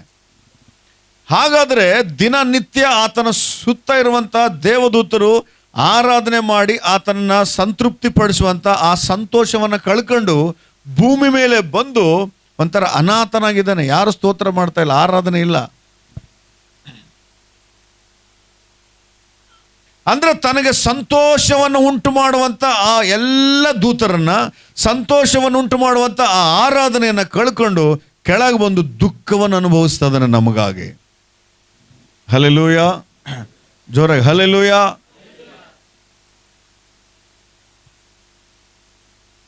ಇವತ್ತು ನಾವೇನು ಕಳ್ಕೊಳ್ತಾ ಇದ್ದೇವೆ ತನಗಾಗಿ? ಸಂತೋಷ ಈ ಲೋಕದಲ್ಲಿ ಎಲ್ಲೇನ ಸಿಗ್ತದಂದ್ರೆ ಅಲ್ಲಿ ಬಹಳ ಹೊತ್ತು ಸಮಯ ಕಳೀತವೆ. ಈ ಲೋಕದಲ್ಲಿ ಸಂತೋಷದ ಸನ್ನಿವೇಶಗಳು ಇರ್ತವೆ ಅಂದ್ರೆ ಅಲ್ಲಿ ಬಹಳ ಹೊತ್ತು ಕಳೀತವೆ, ಆದ್ರೆ ದೇವರನ್ನ ಬಿಟ್ಟು ಬಿಡ್ತವೆ.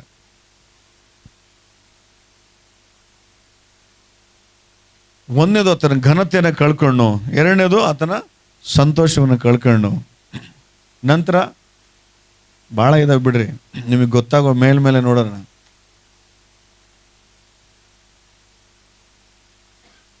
ತನ್ನ ಪ್ರಾಣವನ್ನೇ ಕಳ್ಕೊಂಡು ಕೊನೆಗೆ, ಹೌದಾ? ಪ್ರಶ್ನೆ ಏನು ಅಂದ್ರೆ, ಪೌಲನು ಹೇಳ್ತಾ ಇದ್ದಾನೆ, ನನಗೆ ಅತಿಶಯವಾಗಿ ಕಾಣುವಂತ ಎಲ್ಲವುಗಳನ್ನು ನಾನು ಕಳ್ಕೊಳ್ತಾ ಇದ್ದಾನೆ. ಫೈನ್, ನಷ್ಟವನ್ನು ಎಣಿಸ್ತಾ ಇದ್ದಾನೆ. ಈಗ ಅದೇ ಪ್ರಶ್ನೆನ ಆತ್ಮದೇವರು ಸೇವಕನ ಮುಖಾಂತರ ನಿನಗೆ ಕೇಳಿದ್ರೆ, ಏನು ಕಳ್ಕೊಳ್ತಾ ಇದೀಯ, ಏನು ನಷ್ಟಪಡಿಸಿಕೊಳ್ತಾ ಇದೀಯ ಅಂತ, ಏನು ಉತ್ತರ ನಮ್ದು? ಸೊ ನಾವು ಕೂಡ ಏನನ್ನ ಕಳ್ಕೋಬೇಕಾಗಿದೆ ಅಂದ್ರೆ ನಮ್ಮ ಘನತೆಯನ್ನು ಕಳ್ಕೋಬೇಕು ನಾವೀಗ. ನಾವು ಎಷ್ಟು ಓದಿದ್ದೇವೆ, ಎಷ್ಟು ಎತ್ತರಕ್ಕೆ ಬೆಳೆದಿದ್ದೇವೆ, ನಮ್ಮ ಸ್ಥಾನಮಾನಗಳೇನು, ಅವ್ಯಾವ ಕೆಲಸ ಮಾಡೋದಿಲ್ಲ. ಅವನ್ನ ಕಳ್ಕೊಂಡು ಏನ್ ಮಾಡಬೇಕು? ಕ್ರಿಸ್ತನನ್ನ ತಿಳ್ಕೊಳ್ಳೋದಕ್ಕಾಗಿನೇ ಎಲ್ಲವನ್ನ ಕಳ್ಕೋಬೇಕು. ಹಲ್ಲೆಲೂಯ. ನನಗೆ ಗೊತ್ತಿರೋ ಕೆಲವು ಆಫೀಸರ್ಸ್ ಇದ್ದಾರೆ ನಮ್ಮ ಸಭೆಯಲ್ಲಿ, ನಮ್ಮ ಆತ್ಮೀಯ ಸಭೆಯಲ್ಲಿ. ಪೊಲೀಸರು, ಪಬ್ಲಿಕ್ ಪ್ರಾಸಿಕ್ಯೂಟರ್ಸು, ಡಾಕ್ಟರ್ಸು, ಬ್ಯಾಂಕ್ ಮ್ಯಾನೇಜರ್ಸು ಚರ್ಚಲ್ಲಿ ಕಸ ಹೊಡಿತಾರೆ ಬಂದು. ನಿಜ ಹೇಳ್ತಿರೋದು ನಾನು. ಕಸ ಹೊಡೆದು ಹಾಸಿಗೆ ಹಾಸ್ತಾರೆ. ಅವ್ರು ಏನು ಕಳ್ಕೊಂಡ್ರು ದೇವ್ರಿಗಾಗಿ? ತಮ್ಮ ಘನತೆಯನ್ನು ಕಳ್ಕೊಂಡು, ಲೋಕದಲ್ಲಿ ಅವರಿಗೆ ಕೊಡಲ್ಪಟ್ಟಂತ ಅಥವಾ ಲೋಕದಲ್ಲಿ ಸರ್ಕಾರದಿಂದ ಸಿಕ್ಕಂತ ಆ ಘನತೆಯನ್ನು ಕಳ್ಕೊಂಡು ಏನು ಮಾಡ್ತಾರೆ ಅವರು? ದೇವರನ್ನ ತಿಳಿಯೋದಕ್ಕಾಗಿನೇ ಪ್ರಯಾಸ ಪಡ್ತಾ ಇದ್ದಾರೆ. ಅಷ್ಟು ದೂರ ಯಾಕೆ ಹೋಗ್ತೀರಿ? ಲಾಸ್ಟ್ ಇಯರ್ನಲ್ಲಿ ನಾವಿಲ್ಲಿ ಜಾಯಿನ್ ಮೆಥೋಡಿಸ್ಟ್ ಚರ್ಚಲ್ಲಿ ಬಂದಿದ್ವಿ ವಾಕ್ಯ ಕೇಳೋದಕ್ಕೆ.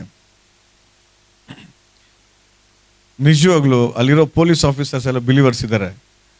ನನ್ನ ಅವ್ರ ಕಾರ್ನಾಗ ಇಲ್ಲಿ ಎಲ್ಲ ತಿರುಗಿಸಿ ಬ್ರೇಕ್ಫಾಸ್ಟ್ ಮಾಡಿ ಲಾಸ್ಟಿಗೆ ನಿಜವಾಗ್ಲೂ ನಾನು ರೆಡಿ ಆಗ್ತಾ ಇದ್ರೆ ಕೆಳಗೆ ಬಂದು ಪೊಲೀಸರು ಕಾರ್ನಲ್ಲಿ ಕಾಯ್ತಾ ಇದ್ರು. ಇದೇ ನಿಮ್ಮೂರಲ್ಲಿ ಬೀದರಲ್ಲಿ ಇಲ್ಲೇ ಜಾಯಿನ್ ಮೆಥೋಡಿಸ್ಟ್ ಚರ್ಚ್ ಅವರು. ನಾನು ಹೇಳಿದೆ, ಸರ್ ನೀವ್ಯಾಕೆ ಕಾಯ್ತೀರಾ sir? No no no no ನೀವು ಸೇವಕರು. ಅವ್ರು ಕಳ್ಕೊತಾ ಇದಾರೆ, ಅವ್ರು ಏನಂತಾರೆ, ಪೋಸ್ಟ್ ಕಳ್ಕೊತಾ ಇದಾರೆ ದೇವ್ರಿಗಾಗಿ. ಕೆಲವೊಂದ್ಸರಿ ನಾವೇನ್ ಮಾಡ್ತೇವೆ ಅಂತಂದ್ರೆ ನಮ್ಮ ಸ್ಥಾನ ಬಿಟ್ಟು ಕೆಳಗೆ ಬರಂಗಿಲ್ಲ ನಾವು. ಒಂದ್ ವೇಳೆ ಡಾಕ್ಟರ್ಸ್ ಯಾರಾದ್ರೂ ಇದ್ದಾರೆ ಅನ್ಕೊಳ್ಳಿ, ಅವ್ನು ಕೆಳಗೆ ಕೊಡ್ತಾನೆ ನೋಡ್ರಿ, ಮತ್ತೆ ಚರ್ಚಲ್ಲಿ ಬಂದು ಚೇರಲ್ಲೇ ಕೊಡ್ತಾನೆ ಹಿಂದೆ. ಆಮೇಲೆ ಯಾರ ಜೊತೆ ನಾ ಬೆರಿತಾನೆ ನೋಡ್ರಿ, ಬೆರೆಯಲ್ಲ. ನಾನು ಡಾಕ್ಟರ್ ಅಂತೇಳಿ ಸುಮ್ಮನೆ ಪಾಸ್ಟರ್ ಮಾತ್ರ ಹೋಗ್ಬಿಡ್ತಾನೆ. ಕರೆಕ್ಟಾ? ಏನು ಕಳ್ಕೊಳ್ತದೇವೆ ನಾವು? ನಾನು ಹೇಳ್ತೇನೆ ನಿಜವಾಗ್ಲು, ನಾನು ಓದಿರೋ ಡಿಗ್ರಿಗಳೆಲ್ಲವನ್ನ ಕಳ್ಕೊಂಡಿದ್ದಾನೆ. ನಾನು ಒಂದ್ಸಲ ನಮ್ಮ ಮಿಸ್ಸಸ್ ಕಡೆ ಹೇಳಿದೆ, ಎಲ್ಲ ಸರ್ಟಿಫಿಕೇಟ್ ಸುಟ್ಟಾಕ್ಬಿಡೋಣ, ನಮಗೆ ಇದ್ದಂಗಲ್ಲಿ ಹಿಂದೆ ಕಳಿತಾವೆ ಜೀವನ, ಸುಟ್ಬಿಡೋಣ ಇವೆಲ್ಲ ಮಾರ್ಕ್ಸ್ ಕಾರ್ಡ್ಗೆಲ್ಲ. ನನ್ನ ಕಡೆ 13 ಮಾರ್ಕ್ಸ್ ಕಾರ್ಡ್ ಇದ್ದಾವೆ. ಇವಿದ್ದಂಗೆಲ್ಲ ಹಿಂದೆ ಕೇಳೋದು ಜೀವನ, ಸುಮ್ಮನೆ ಸುಟ್ಬಿಟ್ರೆ ಮುಗಿದೋಯ್ತು ಜೀವನ ಅಂತೇಳಿ. ಬಟ್ ನಮ್ಮ ಮಿಸ್ಸಸ್ ಒಂದು ಮಾತಾಡಿ, ಇಲ್ಲ ರೀ ನೀನು ಓದಿ ಅಂತ ಆಮೇಲೆ ಯಾರು ನಂಬ್ತಾರೆ ನಿನ್ನ. ಅದು ಕೂಡ ಕರೆಕ್ಟ್ ಅನಿಸ್ತು. ಹೌದಲ್ಲ, ಏನೋ ಸುಳ್ಳು ಹೇಳ್ಕೊಂತಿರ್ತಾನೆ ಅನ್ಕೊಂಡ್ರೆ ಕಷ್ಟ. ಅದಕ್ಕಾಗಿ ಹಂಗೆ ಎಲ್ಲ ಇಟ್ಟಿದ್ದಾನೆ ಮಾರ್ಕ್ಸ್ ಕಾರ್ಡ್ಗಳೆಲ್ಲ. ನಾನು ಓದ್ ಕಳ್ಕೊಂಡಿದ್ದೇನೆ, ನನ್ನ ಉದ್ಯೋಗನ ಕಳ್ಕೊಂಡಿದ್ದೇನೆ. ಕ್ರಿಸ್ತನನ್ನ ತಿಳಿಯುವ ಒಂದೇ ಒಂದು ನಿಮಿತ್ತಕ್ಕಾಗಿ ಎಲ್ಲವನ್ನ ಕಳ್ಕೊಳ್ತಾ ಇದ್ದೇನೆ. ದೇವರಾತ್ಮ ನಿನ್ನ ಜೊತೆ ಮಾತಾಡ್ತಾ ಇರೋದು, ನೀನು ಕ್ರಿಸ್ತನ್ಗಾಗಿ ನಿನಗೆ ಘನತೆಯನ್ನು ತರುವಂಥದ್ದು ಏನು ಕಳ್ಕೊಂಡಿದೀಯಾ?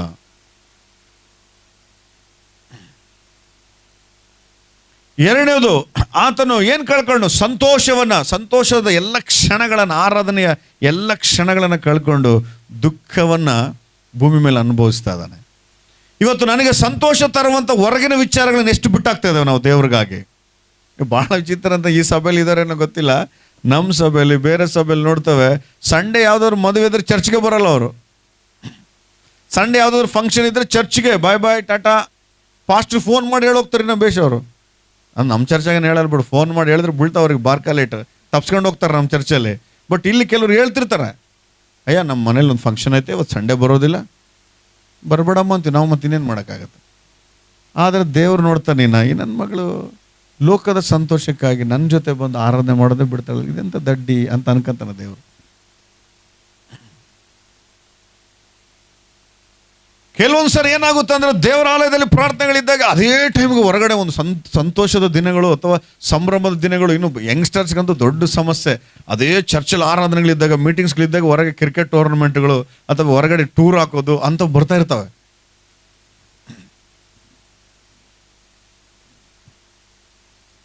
ಕಳ್ಕೊತೀರ ನೀವು ಅದನ್ನ? ಎಷ್ಟೋ ಸಾರಿ ಆಲಯದ ಕೆಲಸ ಮಾಡೋದಕ್ಕಾಗಿನೇ, ದೇವ್ರ ಏನಂತಾರೆ ಸೇವಕರ ಜೊತೆ ತಿರುಗೋದಕ್ಕಾಗಿನೇ ಎಷ್ಟೋ ಸಾರಿ ನಾನು ಕಾಲೇಜ್ ಟೂರ್ಗಳೇ ಹೋಗಿಲ್ಲ. ನನಗೆ ಅನಿಸ್ತಾ ಇತ್ತು ನಮ್ಮ ಫ್ರೆಂಡ್ಸ್ ಜೊತೆ ಎಲ್ಲ ಜೊತೆ ಟೂರ್ ಹೋದ್ರೆ ಚೆನ್ನಾಗಿ ಪಿಕ್ನಿಕ್ ಹೋಗಿ ಎಲ್ಲ ನೋಡ್ಕೊಂಬರ್ತೇನೆ ಹೋಗ್ಬೇಕಂತ. ಬಟ್ ಅದೇ ಸಮಯದಲ್ಲಿ ಆಲಯದಲ್ಲಿ ಪ್ರಾರ್ಥನೆಗಳಿರೋದು. ದೇವ್ರು ನೋಡಿದ್ ಇವನು ನನಗಾಗಿ ಸಂತೋಷದ ಕ್ಷಣ ಟೂರ್ಗಳನ್ನ ಬಿಟ್ಟಾನೆ, ಮದುವೆಗಳನ್ನ ಬಿಟ್ಟಾನೆ, ಯಾವ ಫಂಕ್ಷನ್ಗೆ ಹೋಗಲ್ಲ ನಾನು ಸಂಡೇ, ಎಲ್ಲವನ್ನು ಬಿಡ್ತಾ ಇದ್ದಾನೆ. ಈಗ ನೋಡ್ರಿ ದೇವರು, ಆ ಟೂರ್ ಹೋಗಿದ್ರೆ ಬರೀ ಏನು ಕರ್ನಾಟಕದಲ್ಲಿ ನೋಡ್ತಾ ಇದ್ದೇನೋ, ಇವತ್ತು ನನಗೆ ಇಂಡಿಯಾನ ತೋರಿಸಿದ್ದಾನೆ, ಫಾರಿನು ತೋರಿಸ್ತಾ ಇದ್ದಾನೆ. ಹಲ್ಲೆಲೂಯಾ. ನೀನು ಏನು ಕಳ್ಕೊತೀಯೋ ಅದು ಯಥಾರ್ಥವಾಗಿ ಕಳ್ಕೊಂಡ್ರೆ ಅದಕ್ಕೆ ಎರಡರಷ್ಟು ಪಡ್ಕೋತಿ. ನನಗೆ ಹಂಗೆ ಆಗಿರೋದು. ಈಗ ನಾನು ಒಂದು ವೇಳೆ ಎಜುಕೇಷನ್ ಮಾಡಿದ್ದೇನೆ, ಚೆನ್ನಾಗಿ ಕಾಲೇಜ್ ಲೆಕ್ಚರ್ ಆಗಿ ಎಲ್ಲೋದು ಇದ್ದಿದ್ರೆ ಆ ಕಾಲೇಜ್ಗೆ ಗೊತ್ತಾಗ್ತಾ ಇದೆ, ನಂತರ ಆ ಡಿಸ್ಟಿಕ್ಕಿಗೆ ಗೊತ್ತಾಗ್ತಿದೆ ಇಂಥ ಕಾಲೇಜಲ್ಲಿ ಒಬ್ಬ ಲೆಕ್ಚರರ್ ಇದ್ದಾನೆ ಅಂತೇಳಿ. ಬಟ್ ಇವತ್ತು ಇಡೀ ಪ್ರಪಂಚಕ್ಕೆ ಗೊತ್ತು ಮಾಡ್ತಾ ಇದ್ದಾನೆ. ದೇವ್ರಿಗಾಗಿ ನೀನು ಕಳ್ಕೊಳ್ಳೋಕ್ಕೆ ರೆಡಿ ಆದರೆ ಮಾತ್ರ ಅದು ಎರಡರಷ್ಟು ಪಡ್ಕೊಳ್ಳೋದು ಗ್ಯಾರಂಟಿ. ಕೊನೆಗೂ ಯೇಸು ಕ್ರಿಸ್ತನು ನಮಗಾಗಿ ಪ್ರಾಣವನ್ನೇ ಕಳ್ಕೊಂಡ್ಬಿಟ್ಟಿದ್ದಾನೆ.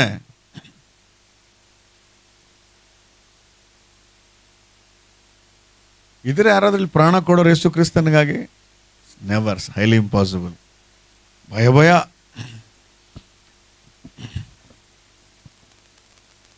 ಇದ್ರೆ ಯಾರಾದರೂ ಕ್ರಿಸ್ತನಿಗಾಗಿ ಪ್ರಾಣ ಕೊಡೋರು?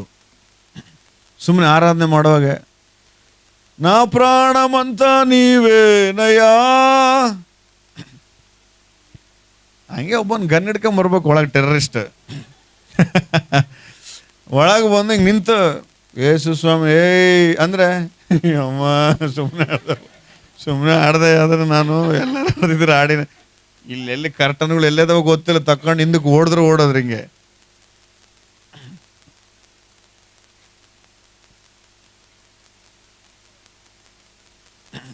ಒರಿಸ್ಸಾದಲ್ಲಿ ನನಗೆ ಒಂದು ಘಟನೆ ಎದುರಾಗಿತ್ತು. ಮಿನಿಸ್ಟ್ರಿಯಲ್ಲಿದ್ದಾಗ ಒಂದು ಹಳ್ಳಿಗೆ ಹೋಗ್ಬೇಕು, ಕ್ಲುಪ್ತವಾಗಿ ಹೇಳ್ತೇನೆ. ಹಳ್ಳಿಗೆ ಹೋಗ್ಬೇಕಾಗಿತ್ತು. ಹಳ್ಳಿಗೆ ಹೋಗುವಾಗ ಮಾರ್ಗದಲ್ಲಿ ಒಬ್ಬನ ಚಾಕು ಹಿಡಿದು ನಿಲ್ಲಿಸ್ಬಿಟ್ಟಿದ್ದ ನಮ್ಮ ಗಾಡಿನ, ಟೂ ವೀಲರ್ನ. ಮುಂಚೆ ಹೇಳಿದ್ರು ಸ್ವಲ್ಪ ಕೇರ್ಫುಲ್ ಆಗಿರ್ಬೇಕು ಇಲ್ಲಿ ನೀವು ಬೈಬಲ್ ಹಿಡಿದ್ರ ಅಂತೇಳಿ. ಕಾಲೇಜ್ ಬ್ಯಾಗ್ ಇದೆ, ಬ್ಯಾಗ್ನಲ್ಲಿ ಬೈಬಲ್ ಇದೆ. ಆ ಪಾಸ್ಟರ್ ಮುಂದೆ ಡ್ರೈವ್ ಮಾಡ್ತಾರೆ, ಹಿಂದೆ ನಾನು ಕೂತಿದ್ದೇನೆ. ಅವ್ರು ಗಾಡಿ ನಿಲ್ಲಿಸಿದ ತಕ್ಷಣ ಕೈಯಲ್ಲಿರೋ ಕತ್ತಿ ನೋಡಿ ತಣ್ಣಗಾಯ್ತು ಹೃದಯ ನಂದು. ನಿಜ ಆಯ್ತು. ಅವಾಗ ಇನ್ನೂ ಮದುವೆ ಆಗಿರಲಿಲ್ಲ. ಒಂದೇ ಮಾತು ಪ್ರಾರ್ಥನೆ ಮಾಡಿದೆ, ದೇವರೇ ನಿನಗಾಗಿ ಇನ್ನೂ ಏನೇನೋ ಮಾಡ್ಬೇಕನ್ನೋ ಒಂದು ಕನಸಿದೆ, ನಿನ್ನ ಚಿತ್ತ ಏನಿದೆ ಗೊತ್ತಿಲ್ಲ, ನೀನು ನನ್ನಿಂದ ಏನೇನು ಮಾಡಿಸ್ಕೋಬೇಕಾಗಿದೆ ಗೊತ್ತಿಲ್ಲ, ಬಟ್ ನಾನಾದರೂ ದೇವ್ರಿಗಾಗಿ ಏನಾದರೂ ಮಾಡಬೇಕು ಅನ್ನೋಂಥ ಒಂದು ಆಲೋಚನೆ ಇದೆ. ದೇವ್ರೆ, ಇಷ್ಟೇ ಮಾಡೋದಾಗಿದ್ರೆ ಮತ್ತೆ ಮುಗಿದ ಕತೆ, ನಿನ್ನ ಚಿತ್ತ ಇದ್ರೆ ನನ್ನ ಬದುಕಿಸು, ಬಟ್ ದಯಮಾಡಿ ಬದುಕ್ಸಂತಾನೆ ಕೇಳಿದೆ, ಏನಾದರೂ ಮಾಡ್ತೇನೆ. ಅವನು ಕತ್ತಿ ನೋಡಿ ಅವನು ನೋಡಿದ ತಕ್ಷಣ ಅಲ್ಲಾಡುವುದು ಜೀವ. ದೇವ್ರು ಎಷ್ಟು ಕೃಪೆ ಕೊಟ್ಟಂದ್ರೆ, ಅವ್ರು ಇನ್ನೇನು ಹಿಂದಿನಲ್ಲಿ ತೆಗಿಯೋ ಬ್ಯಾಗ್ ಏನಾಯ್ತಂತ ಅನ್ನೋಷ್ಟೊಳಗೆ ಇನ್ನೊಂದು ಗಾಡಿ ಬಂತು. ಆ ಗಾಡಿ ನಿಂದ್ರಿಸೋಕ್ಕೆ ಟ್ರಾಫಿಕ್ ಪೊಲೀಸ್ ಹೆಂಗೆ ನಿಂದ್ರಿಸ್ತಾರೋ ಹಂಗೆ ಕಾಲುವೆ ಮೇಲೆ ಕತ್ಲು, ರಾತ್ರಿ 8 ಗಂಟೆ 7-8 ಗಂಟೆ ಸುಮಾರು ಆ ಗಾಡಿ ನಿಂದ್ರಿಸ್ಬೇಕಂತ ಹಿಂಗೆ ತಿರುಗಷ್ಟೊಳಗೆ ನಮ್ಮ ಪಾಸ್ಟರ್, ಗಾಡಿ ಇರೋ ಪಾಸ್ಟರ್ ಭಾಳ ಹುಷಾರಿದ್ದು, ಈ ಎಕ್ಸಲರೇಟರ್ ರೈಸ್ ಮಾಡಿ ಬಿಟ್ಟು ಗಾಡಿ ಸುಮ್ಮನೆ ಹಿಂದಕ್ಕೆ ನಾನು ಹಿಂಗೆ ಅಂದ್ಕೊಂಡು ಸುಮ್ಮನೆ ಕುದುರೆ ಮೇಲೆ ಹೋದಂಗೆ ಹೋಗ್ಬಿಟ್ಟು, ಏನು ಪಾಸ್ಟರ್ ಅಂದರೆ ಸುಮ್ಮನೆ ಬಾ ನೀನು, ಸುಮ್ಮನೆ ಗಟ್ಟಿ ಗಿಡಕ ಅಂತಾರೆ. ಯಾಕಂದರೆ ಅವರು ಬೈಬಲ್ ಇದ್ದರೆ ಉಳಿಸೋಲ್ಲ ನಿನ್ನ.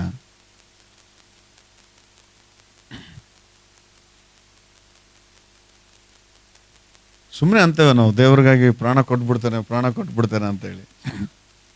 ನಿನ್ನ ಪ್ರಾಣನೇ ಕೊಡೋದು ಬೇಕಾಗಿಲ್ಲ, ಅಟ್ಲೀಸ್ಟು ನಿನಗೆ ಘನತೆ ತರುವಂಥ ವಿಷಯಗಳನ್ನು ದೇವ್ರಿಗಾಗಿ, ನಿನಗೆ ಸಂತೋಷ ತರುವಂಥ ವಿಷಯಗಳನ್ನ ದೇವ್ರಿಗಾಗಿ ತ್ಯಾಗ ಮಾಡಿ ಆತನಲ್ಲಿ ಬಂದು ಏನು ಮಾಡೋದು. ಹೌದು, ಯಾಕೆ ಇಷ್ಟೆಲ್ಲ ಪೌಲನು ಹೇಳ್ತದಾನೆ, ಎಲ್ಲ ಕಸ ಅಂತ ಭಾವಿಸ್ತಾನೆ, ಎಲ್ಲ ನಷ್ಟ ಅಂತ ಭಾವಿಸ್ತಾನೆ. ಯಾಕೆ?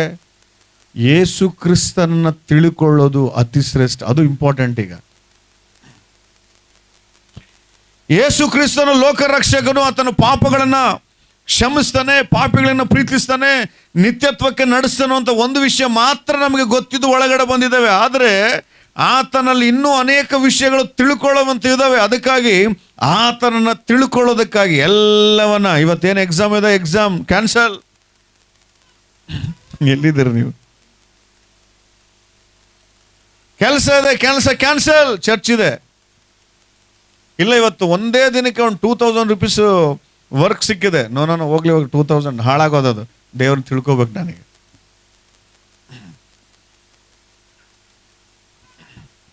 ಓಕೆ, ದೇವ್ರನ್ನ ತಿಳ್ಕೊಳ್ಳೋದಕ್ಕಾಗಿ ಇಷ್ಟೆಲ್ಲ ಕಷ್ಟ ಬಿಡ್ರಿ ಅಂತ ಹೇಳ್ತಿರಲ್ಲ ಪಾಸ್ಟರ್, ಏನು ಪ್ರಯೋಜನ?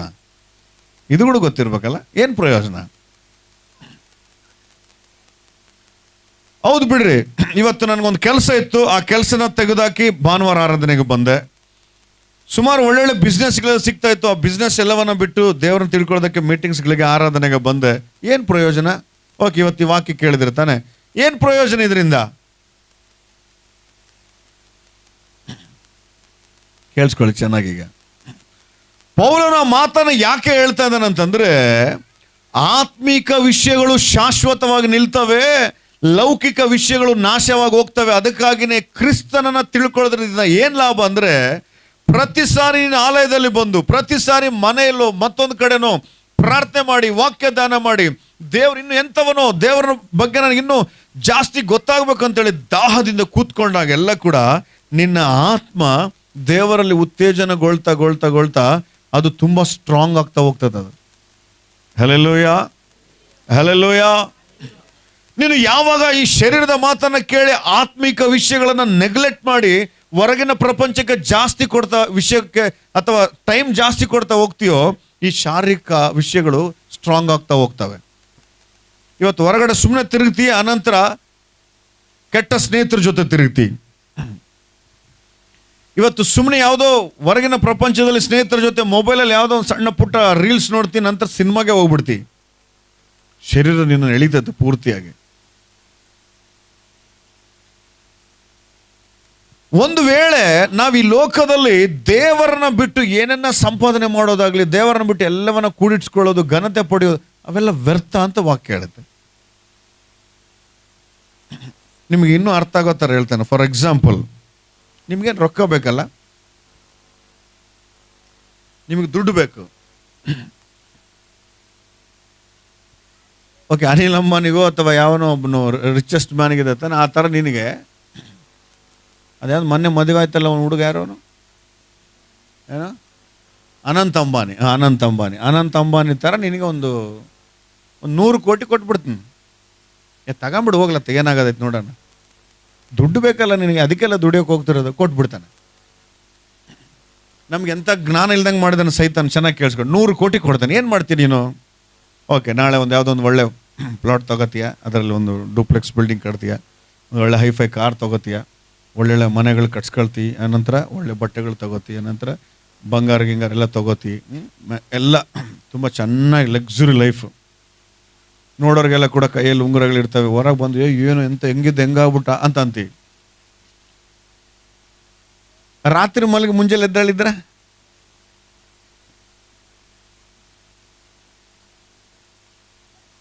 ಅರ್ಥ ಆಗ್ತದೆ ಅಲ್ಲ? ಓಕೆ. ನಂತರ ಅವನಿಗೆ ಶುಗರ್ ಐತಂದ್ರೆ ನಿಮಗೆ ಸೈತಾನು ಕಣ್ಣು ಕಟ್ಟಿಬಿಟ್ಟಿದ್ದಾನೆ ನಿಮಗೆ. 1 ಕೊರಿಂಥ 4:4 ವಚನ ಅಂತ ಹೇಳುತ್ತೆ, ಯುಗ ದೇವತೆ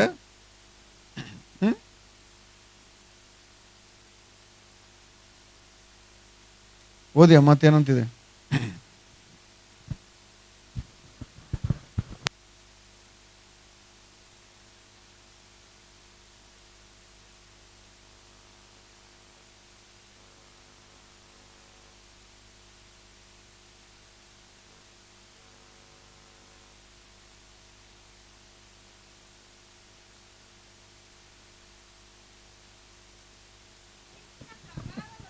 ದೇವರ ಪ್ರತಿರೂಪವಾಗಿರುವ ಕ್ರಿಸ್ತನ ಪ್ರಭಾವವನ್ನು ತೋರಿಸುವ ಸುವಾರ್ತೆಯ ಪ್ರಕಾಶವು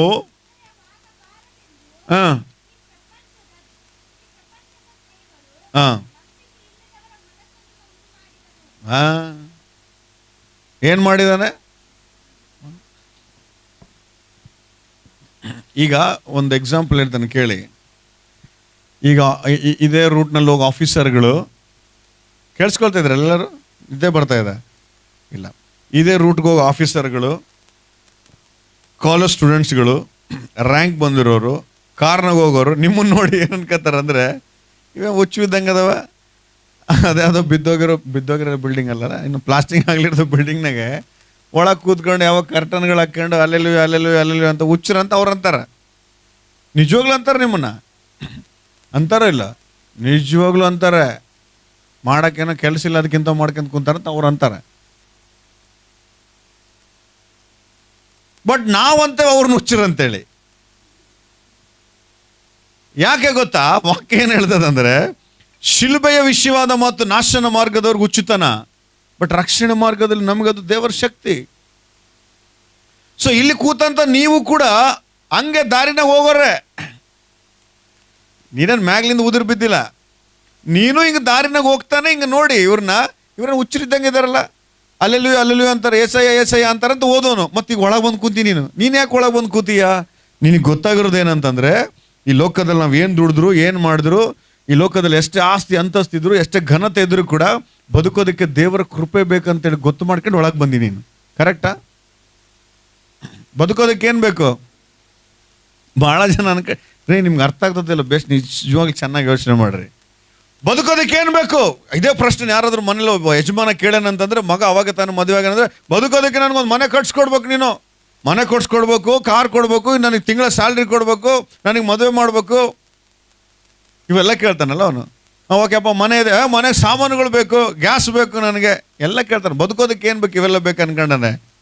ಅವೆಲ್ಲ ಕೊಡಿಸ್ಮೇಲೆ ರಾತ್ರಿ ಹೋದ್ರೆ ಅವನ ಮ್ಯಾಗ ಈಗ ಹೇಳ್ರಿ, ಬದುಕೋದಕ್ಕೆ ಏನು ಬೇಕು? ಹಲ್ಲೆಲೂಯಾ. ಅದಕ್ಕೆ ಪೌಲ್ ಹೇಳ್ತಾ ಇದ್ದಾನೆ, ನೀವು ಏನು ಈ ಲೋಕದಲ್ಲಿ ದುಡ್ದು ಸಂಪಾದನೆ ಮಾಡ್ಬೇಕು ಅನ್ಕೊಂಡಿದ್ರಿ ತಾನೆ, ಅದು ನಶ್ವರ, ಅದು ವ್ಯರ್ಥ. ಅದು ಆಲಯದಲ್ಲಿ ಬಂದು ಕ್ರಿಸ್ತನನ್ನ ತಿಳ್ಕೊಳ್ಳೋದೇ ನಿಜವಾದದ್ದು. ಯಾಕೆ? ಪ್ರತಿ ಸಾರಿ ವಾಕ್ಯಗಳನ್ನು ಮಿಸ್ ಮಾಡಲಾರ್ದಂತೆ, ಭಾನುವಾರ ಆರಾಧನೆಗಳನ್ನು ಮಿಸ್ ಮಾಡಲಾರ್ದಂತೆ, ಆಲಯದಲ್ಲಿ ನಡೆಯೋ ಪ್ರತಿ ಪ್ರಾರ್ಥನೆಗಳನ್ನ ಕೇಳುವಾಗ ನಿನ್ನ ಆತ್ಮ ಗಟ್ಟಿಗೊಳ್ತಾ ಹೋಗ್ತದೆ. ಆತ್ಮ ಶಕ್ತಿಯುತವಾಗಿ ಕ್ರಿಸ್ತನಿಗಾಗಿ ನಿಲ್ತದೆ. ಇದೇ ಆತ್ಮ ಸತ್ತ ನಂತರ ಪರಲೋಕ ರಾಜ್ಯಕ್ಕೆ ಹೋಗೋದು. ಇದೇ ಆತ್ಮ ದೇವರ ನ್ಯಾಯ ತೀರ್ಪಿನ ಮುಂದೆ ನಿಲ್ಲೋದು. ಈ ಆತ್ಮ ರಕ್ಷಣೆಗಾಗಿನೇ ದೇವರು ಬಂದಿರೋದು. ಒಂದು ವೇಳೆ ನೀನು ಕ್ರಿಸ್ತನನ್ನು ಸರಿಯಾಗಿ ಕಂಡುಕೊಳ್ಳಾರ್ದಂತೆ ಆಲಯದಲ್ಲಿದ್ದು ಪಾಪಗಳನ್ನು ಮಾಡಿ ದೇವರಿಂದ ದೂರ ಹೋದ್ರೆ, ಖಂಡಿತ ಇದೇ ಆತ್ಮ ನಿತ್ಯ ನರಕದಲ್ಲಿ ಹೋಗೋದು. ಅದಕ್ಕೆ ದೇವರು ಹೇಳ್ತಾ ಇದ್ದಾನೆ, ನಿನ್ನ ನಿತ್ಯ ನರಕದಿಂದ ತಪ್ಸೋಕೆ ಬಂದಿದ್ದಾನೆ. ಇಲ್ಲಿರೋದು ಬರೀ 70 ವರ್ಷ, ಬಲ ಹೆಚ್ಚಿದ್ರೆ 80. ನಿಮಗೆ ಬೈಬಿಳಿಸ್ತೇನಂತಲ್ಲ, ಅಯ್ಯೋ ಈ ಪಾಸ್ಟರ್ ಬಂದು 70 ವರ್ಷ 100 ವರ್ಷ ಬದುಕ್ತೀಯ ನೀನು? ನಾನು ಸುಳ್ಳು ಹೇಳಲ್ಲ, ನಿಜ ಹೇಳ್ತಾ ಇರೋದು. ನಿಜ ಹೇಳಿದ್ರೆ ಅಷ್ಟು ಭಯ ನಿನಗೆ. ಸುಳ್ಳು ಹೇಳ್ಬೇಕಾಗಿತ್ತೇನೋ 120 ವರ್ಷ ಬದುಕ್ತಿ ಅಂತೇಳಿ. ಇಲ್ಲ, ನೀನು ಬದುಕೋದೇ 70. ವಾಕ್ಯ ಹೇಳುತ್ತೆ ಬಲ ಹಚ್ಚಿದ್ರೆ 80. ಇನ್ನು ಅದರೊಳಗೆ ಸೈತಾನ್ ಏನು ನಿನ್ನ ನುಂಗಿದ್ರೆ 40. ಹೌದಾ? ಆಕ್ಸಿಡೆಂಟ್ ಆದರೆ 30. ಈಗ ಹೇಳ್ರಿ, 70 ವರ್ಷಕ್ಕಾಗಿ ಬಡ್ದಾಡ್ಬೇಕಾ ನಾವು ನಿತ್ಯತ್ವದಲ್ಲಿ ದೇವ್ರ ಜೊತೆ ಇರೋದಕ್ಕಾಗಿ ಹೊಡೆದಾಡ್ಬೇಕಾ? ಯಾವುದು ನಿಜವಾದ ಜ್ಞಾನ? ಅದನ್ನ ಪೌಲನು ಫಿಲಿಪ್ಪಿ ಸಭೆಗೆ ಹೇಳ್ತಾ ಇದ್ದಾನೆ. ನೀವು ಬರೀ ಲೋಕದ ಆಸೆಗಳಿಗೆ ದುಡಿತಾ ಇದ್ರಿ, ವ್ಯರ್ಥ ವ್ಯರ್ಥ ವ್ಯರ್ಥ. ಅದು ಕ್ರಿಸ್ತನಿಗಾಗಿ ನೀನು ಕಳ್ಕೊಳ್ಬೇಕಾಗಿತ್ತು. ನೀನು ನಿಜವಾಗಲೂ ಕ್ರಿಸ್ತನ ಪ್ರೀತಿಯನ್ನ ಒಂದು ಸಾರಿ ಧ್ಯಾನ ಮಾಡಿದ್ರೆ ಎಲ್ಲವನ್ನ ಕಳ್ಕೊತೀನಿ. ಹಲ್ಲೆಲೂಯಾ, ಜೋರ ಹಲ್ಲೆಲೂಯಾ, ಹಲ್ಲೆಲೂಯಾ. ಸ್ವಲ್ಪ ನಿದ್ದೆ ಬರ್ತಿದ್ದಂಗೆ ಇದೆಯಲ್ಲ, ಎದ್ದಾಳಿಸ್ಲ ಎಲ್ಲರಿಗೆ. ಎಕ್ಸರ್ಸೈಸ್ ಮಾಡಿಸ್ಲಾ? ಎದ್ದಾಡ್ರಿ, 1-2 ನಿಮಿಷ ಎದ್ದಾಡ್ರಿ. ನಿದ್ದೆ ಬಂದ್ಬಿಟ್ಟೈತೆ ಪಾಪ ಎಲ್ಲರಿಗೆ. ಮ್ಯೂಸಿಕ್ ಹಾಕಮ್ಮ.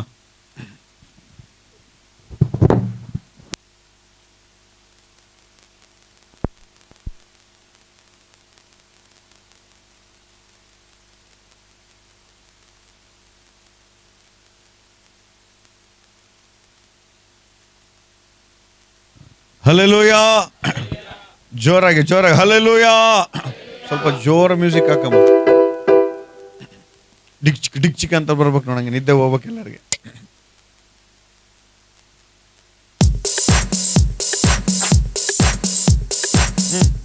ಚಪ್ಪಾಳೆ ತಟ್ರೆಲ್ಲ ನಿದ್ದೆ ಹೋಗ್ತದೆ. ಶುಗರ್ BP ಎಲ್ಲ. ಸರ್ವಶಕ್ತನಾದವ ನನ್ನ ದೇವ, ಇಲ್ಲಿಲ್ಲ ಸಾಧ್ಯವು ಒಂದು ಇಲ್ಲ. ಓ ಸರ್ವಶಕ್ತನಾದವ ನನ್ನ ದೇವ, ಇಲ್ಲಿಲ್ಲ ಸಾಧ್ಯವು ಒಂದು ಇಲ್ಲ. ಅಖಿಲಾಂಡವ ನಿರ್ಮಿಸಿದ ನಂತರದಲ್ಲಿ ಆನಂದ. ಅಖಿಲಾಂಡವ ನಿರ್ಮಿಸಿದ ಆನಂದ. ಸರ್ವಶಕ್ತನಾದವ ನನ್ನ ದೇವ, ಇಲ್ಲಿಲ್ಲ ಸಾಧ್ಯವು ಒಂದು ಇಲ್ಲ. ಸರ್ವಶಕ್ತನಾದವ ನನ್ನ ದೇವ, ಇಲ್ಲಿಲ್ಲ ಸಾಧ್ಯವು ಒಂದು ಇಲ್ಲ.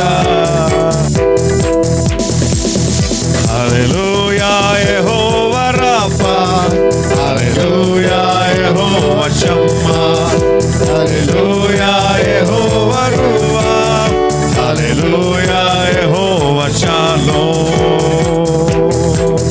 Hallelujah Jehovah Shammah, hallelujah Jehovah Rapha, hallelujah Jehovah Jireh, hallelujah Jehovah ರೂವಾ.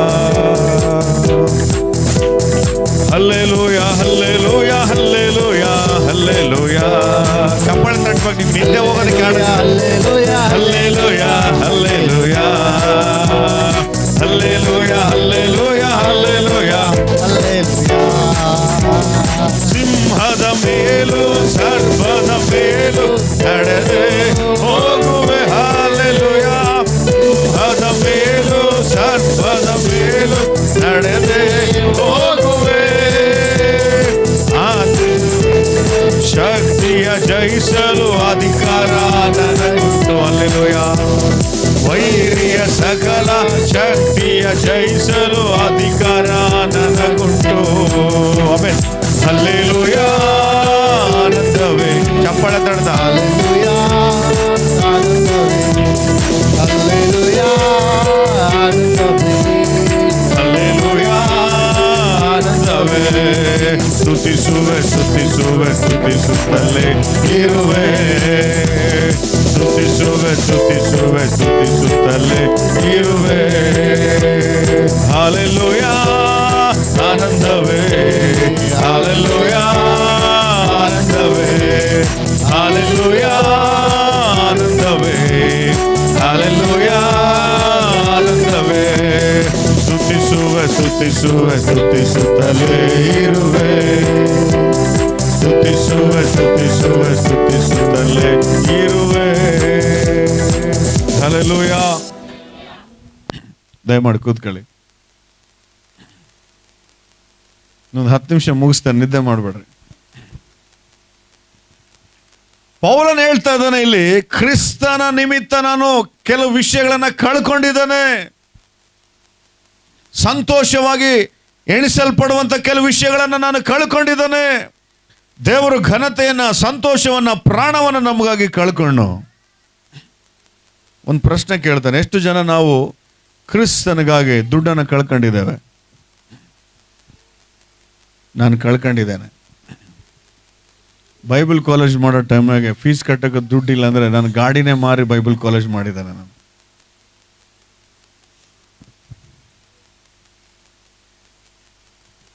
ಎಷ್ಟು ಜನ ನಿಮ್ಮಲ್ಲಿ ನಿಮ್ಮ ಒಳ್ಳೆ ಪ್ರಾಣ ಸ್ನೇಹಿತರನ್ನ ಲೌಕಿಕವಾಗಿ ಕಳ್ಕೊಂಡಿದ್ದೀರಾ? ನಾನು ಕಳ್ಕೊಂಡಿದ್ದೇನೆ. ನನ್ನ ಕಾಲೇಜ್ ಮೇಟ್ಸು, ರೂಮ್ಮೇಟ್ಸು, ಎಲ್ಲ ಫ್ರೆಂಡ್ಸ್ ಎಲ್ಲರನ್ನ ಕಳ್ಕೊಂಡಿದ್ದೇನೆ. ಯಾಕೆ ಗೊತ್ತಾ? ಕ್ರಿಸ್ತನ ನಿಮಿತ್ತ.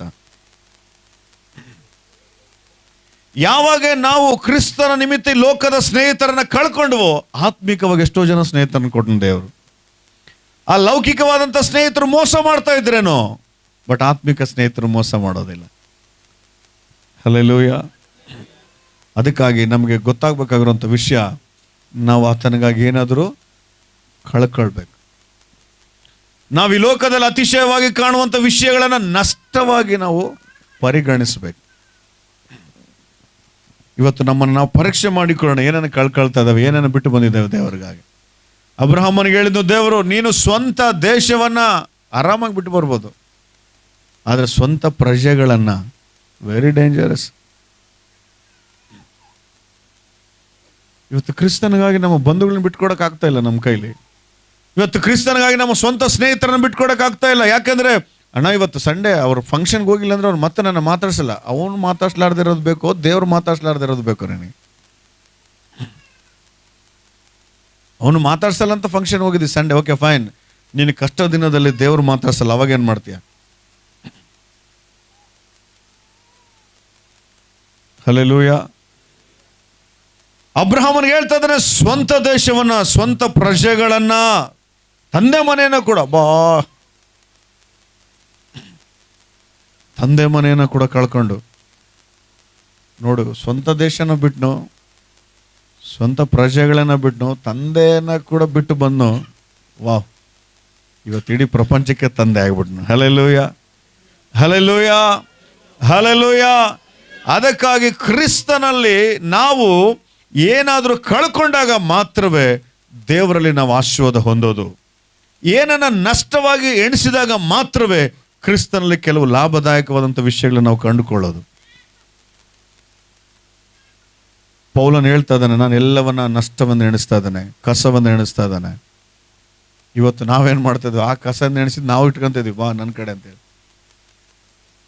ಕಸ, ನನ್ನ ಡಿಗ್ರಿಗಳು ಕಸ, ಅದು ವೇಸ್ಟ್. ನನ್ನ ಮನೆಗಿರೋ ದುಡ್ಡು ಕಸ ಅದು.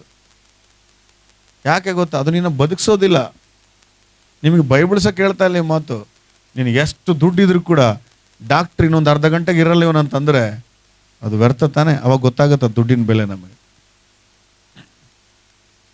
ಮೈಕಲ್ ಜಾಕ್ಸನ್ ಅನ್ನೋನು ದೇವ್ರಿಗೆ ಚಾಲೆಂಜ್ ಹಾಕಿದಂತ, ಅವನು ನಾನು 120 ವರ್ಷ ಬದುಕಿ ನೋಡಂತೇಳಿ. ಅವನ ಜೊತೆ ಯಾವಾಗಲೂ 5 ಜನ ಡಾಕ್ಟರ್ಸ್ ಇರ್ತಾ ಇದ್ರಂತೆ. 5 ಜನ ಡಾಕ್ಟರ್ಸ್. ಅವ್ನು ಸ್ವಲ್ಪ ಅಂದನಂದ್ರೆ ಹಂಗೆ ಗಂಟ್ಲದಾಗ ತಂದು ಬಿಡೋದು ಸ್ಟೆಥೋಸ್ಕೋಪ್, ಎದಕ್ಕೆ ಕೆಮ್ಮಿದ್ದೀವನು ಅಂತೇಳಿ. ನಿಮಗೆ ಗೊತ್ತಿಲ್ಲ ವಿಷಯ ಅದು? ಗೊತ್ತಿಲ್ಲ? ಓದಿ, ಇಂಟರ್ನೆಟ್ಟಲ್ಲಿ ಓದಿ. ಮೈಕಲ್ ಜಾಕ್ಸನ್ ದೇವ್ರಿಗೆ ಚಾಲೆಂಜ್ ಹಾಕಿ 120 ವರ್ಷ ಬದುಕಿ ತೋರಿಸ್ತೇನೆ ನಾನು ಅಂತೇಳಿ. ಕೆಮ್ಮಿದ್ರು ಹಂಗೆ ಡಾಕ್ಟ್ರು, ಕುಂತಾಗ ಸ್ವಲ್ಪ ಅಮ್ಮ ಅಂದ್ರೆ ಅಯ್ಯೋ ನಡುವೆ ನಡ್ಕಂತ ಹಂಗೆ ಡಾಕ್ಟ್ರು. ಫುಲ್ 5 ಜನ ಡಾಕ್ಟರ್ ಇದ್ರೆ ದೇವ್ರ ಮೇಲಿಂದ ನೋಡಿ, ನನ್ನ ಮಗನೇ ಜೀವ ಕೊಡೋನು ನಾನು, ತಗೊಳ್ಳೋಣ, ನೀನು ಯಾವ ಡ್ರಾಮಾ ಮಾಡ್ತೀನಿ ಅಂತ 50 ವರ್ಷಕ್ಕೆ ಸತ್ತೋಗ್ಬಿಟ್ಟವನು. ಈತ 5 ಜನ ಡಾಕ್ಟ್ರ್ ಇಟ್ಕೊಂಡದ 50 ವರ್ಷಕ್ಕೆ ಹೋದ. ಏನು ಡಾಕ್ಟ್ರ್ ಇಟ್ಕೊಂಡ್ಲಾರ್ದಾರ ಅಟ್ಲೀಸ್ಟ್ 60-70 ಬರ್ತದಾರ. ಇದು ನಮಗೆ ಏನು ತೋರಿಸ್ತದಂದ್ರೆ ದುಡ್ಡು ವ್ಯರ್ಥ ಅಂತ ತೋರಿಸ್ತದೆ. ನಿಮಗೆ ಬೈಬಲ್ಸಕ್ಕೆ ಹೇಳ್ತಾ ಇಲ್ಲ ನಾನು, ನಿಜ ಹೌದಲ್ಲ ಹೇಳ್ರಿ, ಹೋಗ್ಲ ಕಡೆ. ಮತ್ತು ಅದನ್ನ ಹೇಳ್ತಿರೋದು ನಾನು. ನಿಜ ಹೇಳಿದ್ರೆ ನಿಮಗೆ ಭಯ ಆಗ್ತದೆ ಅಷ್ಟೇ. ನಿಜವಾಗ್ಲೂ ನನಗೆ ಆಕ್ಸಿಡೆಂಟ್ ಆದಾಗೆ ನಿಜ ಹೇಳ್ತಾನೆ, ಕೇಳಿಸ್ಕೊಳ್ಳಿ. ಕಾರನ್ನು ರ್ಯಾಶ್ ಡ್ರೈವಿಂಗ್, ನನ್ನ ಪಾಡಿಗೆ ನನ್ನ ಪಾಪ ಒಂದು 20 ಕಿಲೋಮೀಟರ್ ಸ್ಪೀಡ್ ಕೂಡ ಹೊಡೆಯಲ್ಲ. ನನ್ನ ಬೈಕ್ನ 20 ಕಿಲೋಮೀಟರ್ ಸ್ಪೀಡ್ ಹೊಡೆಯಲ್ಲ, ನಿಧಾನ ಪ್ರಾರ್ಥನೆ ಮಾಡ್ತಾ ಆಡಾಡ್ಕೆ ಅಂತ. ನಮ್ಮ ಮಿಸ್ಸಸ್ ಹಿಂದೆ ಕೂತಿದ್ದಾರೆ. ಅವ್ನು ಹಿಂಗೆ ಬರೋನು, ಹಿಂಗೆ ಬಂದು ಹಿಂಗೆ ಗುದ್ದು ಹಿಂಗೆ ಹೋಗ್ತಾನೆ. ನನ್ನ ಕೈಗಿಲ್ಲಿ ಒಂದೇಟು, ಅದು ಕಾರ್ ಬಂದು ಹೊಡಿತದೆ. ಡಿಸೆಂಬರ್ 6ನೇ ತಾರೀಕು ಇದು ಎಮ್ಕೆ ಮುರಿದೋಗ್ತದೆ. ಆ ಮುರಿದೋಗತ್ ಆ ಕ್ಷಣ ಎಕ್ಸ್ಪ್ಲೇನ್ ಮಾಡ್ತಾನೆ, ಕೇಳಿಸ್ಕೊಳ್ಳಿ, ನಿಮ್ಗೆ ಅರ್ಥ ಆಗುತ್ತೆ. ನಮ್ಮ ಮಿಸ್ಸಸ್ ಅವ್ರ ಪಕ್ಕದಾಗ ಬಂದಿದ್ದ ಕಾರು, ಅವರು ಕೆಳಗೆ ಬಿದ್ದಿದ್ದಾರೆ, ಸಣ್ಣ ಪುಟ್ಟ ಗಾಯಗಳಾಗಿದ್ದಾವೆ. ಅದು ಹಿಂಗೆ ಹೊಡೆದ ತಕ್ಷಣ ನನಗೆ ಆಫ್ ಡೆಡ್ ಥರ ಕಣ್ಣೆಲ್ಲ ತಿರುಗೋಯ್ತು, ಕತ್ಲಾಯಿತು. ನಿಜವಾಗ್ಲೂ ಇನ್ನೇನು ಸತ್ಯ ಅನ್ನೋ ಥರ ಆ ಫೀಲ್. ನೀರು ಅಂತ ಇದ್ದಾನೆ, ಹಂಗೆ ನಮ್ಮ ಮಿಸ್ಸಸ್ ಅವ್ರ ಕೈ ನೀರು ಹಂಗೆ ಮುಖಕ್ಕೆ ಹಾಕಿ ಸ್ವಲ್ಪ ಕುಡಿಸಿದ್ರು. ನೀರು ಕುಡಿದ ತಕ್ಷಣ ಹಿಂಗೆ ನೋಡ್ತಾನೆ, ರೋಡ್ ಮೇಲೆ ಬೈಬಲ್ ಬಿದ್ದಿದೆ. ನಮ್ಮ ಮಿಸ್ಸಸ್ ನೋಡ್ತಾನೆ, ಏನಾಗಿಲ್ಲಮ್ಮ ನನಗೆ, ಏನೂ ಆಗಿಲ್ಲ. ಆ ಕ್ಷಣ ನನಗೇನು ನೆನಪಾಯ್ತು ಗೊತ್ತಾ, ಹಂಗೆ ಹೊಡೆದಾಗ ನಮ್ಮ ಮಿಸ್ಸಸ್ ಹಿಂದೆ ಇದ್ದರು, ನಮ್ಮ ಮಕ್ಕಳು ಮನೇಲಿದ್ದರು. ನನಗೆ ನೆನಪಾಗಿದ್ದು ಮಾತ್ರ ನನಗೆ ವಾಗ್ದಾನ, ನಾನು ನಿನ್ನ ಕೈ ಬಿಡೋದಿಲ್ಲ ಅಂತ ಅದೇ ವರ್ಷ ವಾಗ್ದಾನ ಬಂದಿತ್ತು. ಅದು ನೆನಪಾಯಿತು. ಅದು ನೆನಪಾಗಿದ್ದು ಒಂದು ಕ್ಷಣ ಹಿಂಗೆ ನೋಡ್ತೀನಿ, ಬೈಬಲ್ ರೋಡ್ ಮೇಲೆ ಬಿದ್ದಿತ್ತು. ಅದಾದ ನಂತರ ನೆನಪಾಗಿದ್ದೆ ನಮ್ಮ ಸೋಫಿಯಾ ಸ್ಟಾಲಿನ್, ನನ್ನ ಮಕ್ಕಳು ನೆನಪಾಗಿದ್ರು. ನನಗೆ ಯಾವ ದುಡ್ಡು ನೆನಪಾಗಿಲ್ಲ ಅವಾಗ, ನನಗೆ ಚರ್ಚ್ ಕೂಡ ನೆನಪಾಗಿಲ್ಲ, ನಾನು ಯೂಟ್ಯೂಬ್ ಸಿಂಗರ್ ಅನ್ನೋದು ನೆನಪಾಗಲಿಲ್ಲ, ಬಂಗಾರ ಬೆಳ್ಳಿ ಇಲ್ಲ, ಯಾರೂ ನೆನಪಾಗೋದಿಲ್ಲ. ನೆನಪಾಗೋದೇ ಬದುಕಿನಲ್ಲಿ ಅಮೂಲ್ಯವಾದದ್ದು ದೇವರು ಮತ್ತು ನಮ್ಮ ಕುಟುಂಬಗಳು. ಈಗ ಹೇಳ್ರಿ, ಮತ್ತೆ ಯಾವುದಕ್ಕಾಗಿ ಪ್ರಯಾಸ ಪಡ್ಬೇಕು? ಇಲ್ಲಿ ಕೂತಾರೆ ಯಾರಾದ್ರೂ ಮತ್ತೆ ನಿಮ್ಮ ಫ್ಯಾಮಿಲಿ ಜೊತೆ ಟೈಮ್ ಕೊಡ್ಲಾರ್ದಂಗೆ ಹುಚ್ಚರು ತಿರುಗಿದಂಗೆ ಬರೀ ಲೋಕದಾಗ ತಿರುಗ್ತಿದ್ರೆ ಅಂದರೆ ನಿಮ್ಮಂತ ಹುಚ್ಚು, ನಿಜವಾಗ್ಲೂ ಹುಚ್ಚರೇ ನೀವು. ಯಾಕಂದ್ರೆ ಸಾಯೋವಾಗ ಯಾರು ಬರಲ್ಲ ಲೋಕದಾಗ, ನಿಮ್ಮ ಮನೆಗೆ ಇರ್ತಾರೆ ತಾನೇ, ಹೆಂಡತಿ ಮಕ್ಕಳು, ಅವರೇ ನೆನ್ಪು ಮಾಡ್ಕೊಳ್ಳೋದು ನಿಮ್ಮನ್ನು. ನೀನು ಹಾಸ್ಪಿಟ್ಲಿಗೆ ಅಡ್ಮಿಂಟ್ ಆಗಿ ಅಂತ ನಿಮ್ಮ ಫ್ರೆಂಡ್ಸ್ ಬಂದು 2 ಆ್ಯಪಲ್ಲು 1 ಬನಾನ ಕೊಟ್ಟು ಹೋತಾನೆ, ನೀನು ಹೆಂಡ್ತಿ ಅಳ್ತಾ ಕೂತಿರ್ತಾಳೆ. ಈಗ ಹೇಳ್ರಿ, ಯಾರಿಗೆ ಟೈಮ್ ಸ್ಪೆಂಡ್ ಮಾಡ್ಬೇಕು ನಾವು ಜಾಸ್ತಿ?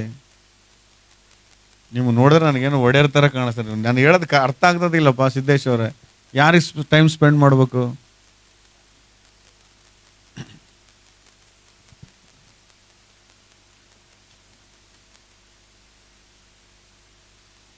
ಇನ್ನೊಬ್ಬನಿದ್ದಾನೆ, ಈ ಮೈಕಲ್ ಜಾಕ್ಸನ್ ಒಂದು ಕಡೆ ಇಡ್ರಿ, ನಾನು ನಿಜ ಸಂಗತಿಗಳು ಹೇಳ್ತಾನೆ, ಚೆನ್ನಾಗಿ ಕೇಳಿಸಿ. ಇನ್ನೊಬ್ಬನಿದ್ದಾನೆ, ಯಾರು ಅಂತಂದರೆ ಅಲೆಕ್ಸಾಂಡರ್ ದಿ ಗ್ರೇಟ್.